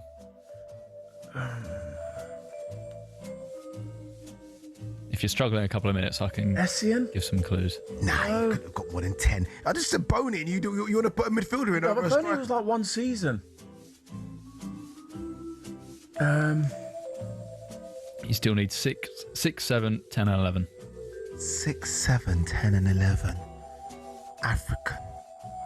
I was on a roll. I should have continued. I was on that roll. I should have continued. I stopped to let you come in. So, any player that played their international football for an African side counts. Any player that played their football for an African side. Wilfred Zaha's in. I thought that might Wilfred give you Zaha has to be in. Damn, bang. 7th on the list. 68 Premier League goals he got. That's high. Yeah. That's high. You know... What, Amakachi? That's a great shout. Daniel Amakachi's a great shout. Go on. Do you want to put him in? Yeah. He's not on the list. But it was a good shout, though. It's a great shout. It's your first post. Martin Ziegler. Wait. Would Tony Yeboah be in there? Leeds. You asking me? Did he score enough? I don't know, but he scored good ones. I felt like he scored great ones, but maybe not 40, 50. Now, maybe. Hated a tap-in. Yeah. Got 2 minutes on this. 3 to get, lads. Oh my god, 3 to get. Can I bring back Solomon Kalou? Can I ask? Oh, yeah, go for it. I'm not against it. I don't know. I think Boney. We haven't hit the post yet, so I think Boney or Kalou could be in this. Go on, then. Throw it in. Wilfred Boney. You gone Boney? Yeah, first. Not on the list. Sorry, Ash. He's been wanting to do that all show. Because you got about 90 seconds. There's a current Premier League player on this list. There's, I'd say, like a 90s mainly player on the list, and then like someone who was here fairly recently. Current Premier League player on the list.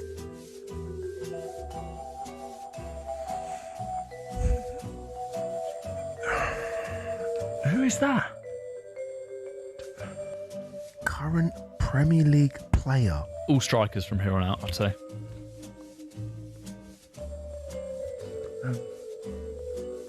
Did we start Adebayor? Yeah.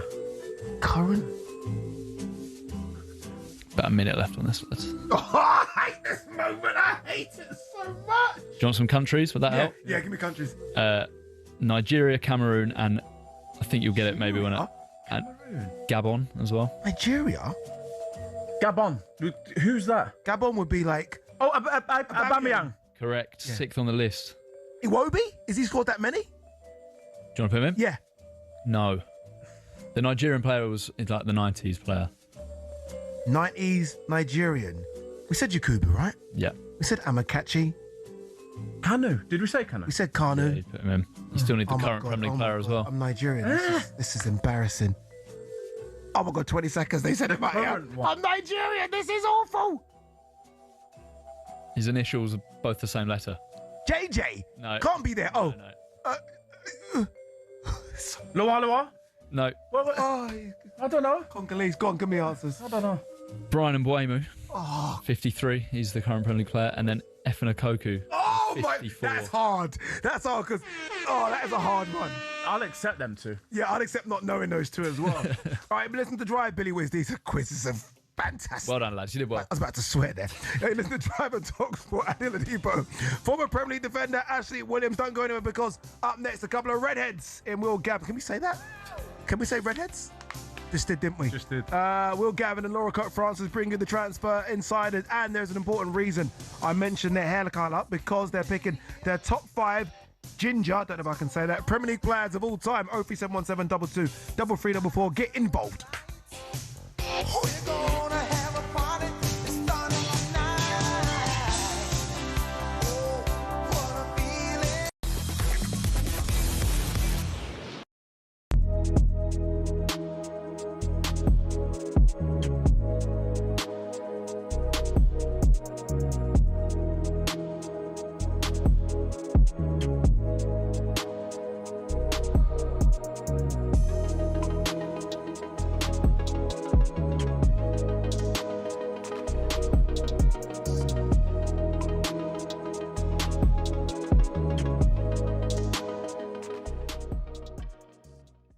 Good news about Areola is he went through this with Bournemouth. He lost the whole back four. Yeah. And he had some late signings at Bournemouth. And look how they turned out. And look what he did. And I'm pretty sure with the Liverpool ownership, I can be critical of any ownership, including my own, that over the years, they've spent money and they've won a couple of league titles. Last year, they spent nearly £500 million. You could argue that maybe they overspent in some areas and should have spent in others. But that's hindsight. Nobody was criticising the window at the 100% everyone thought we'd walk the league. Yeah. And this is football 12 months later where everyone thinks now we're the worst top 6 team in the Premier League. So I dare say Liverpool will look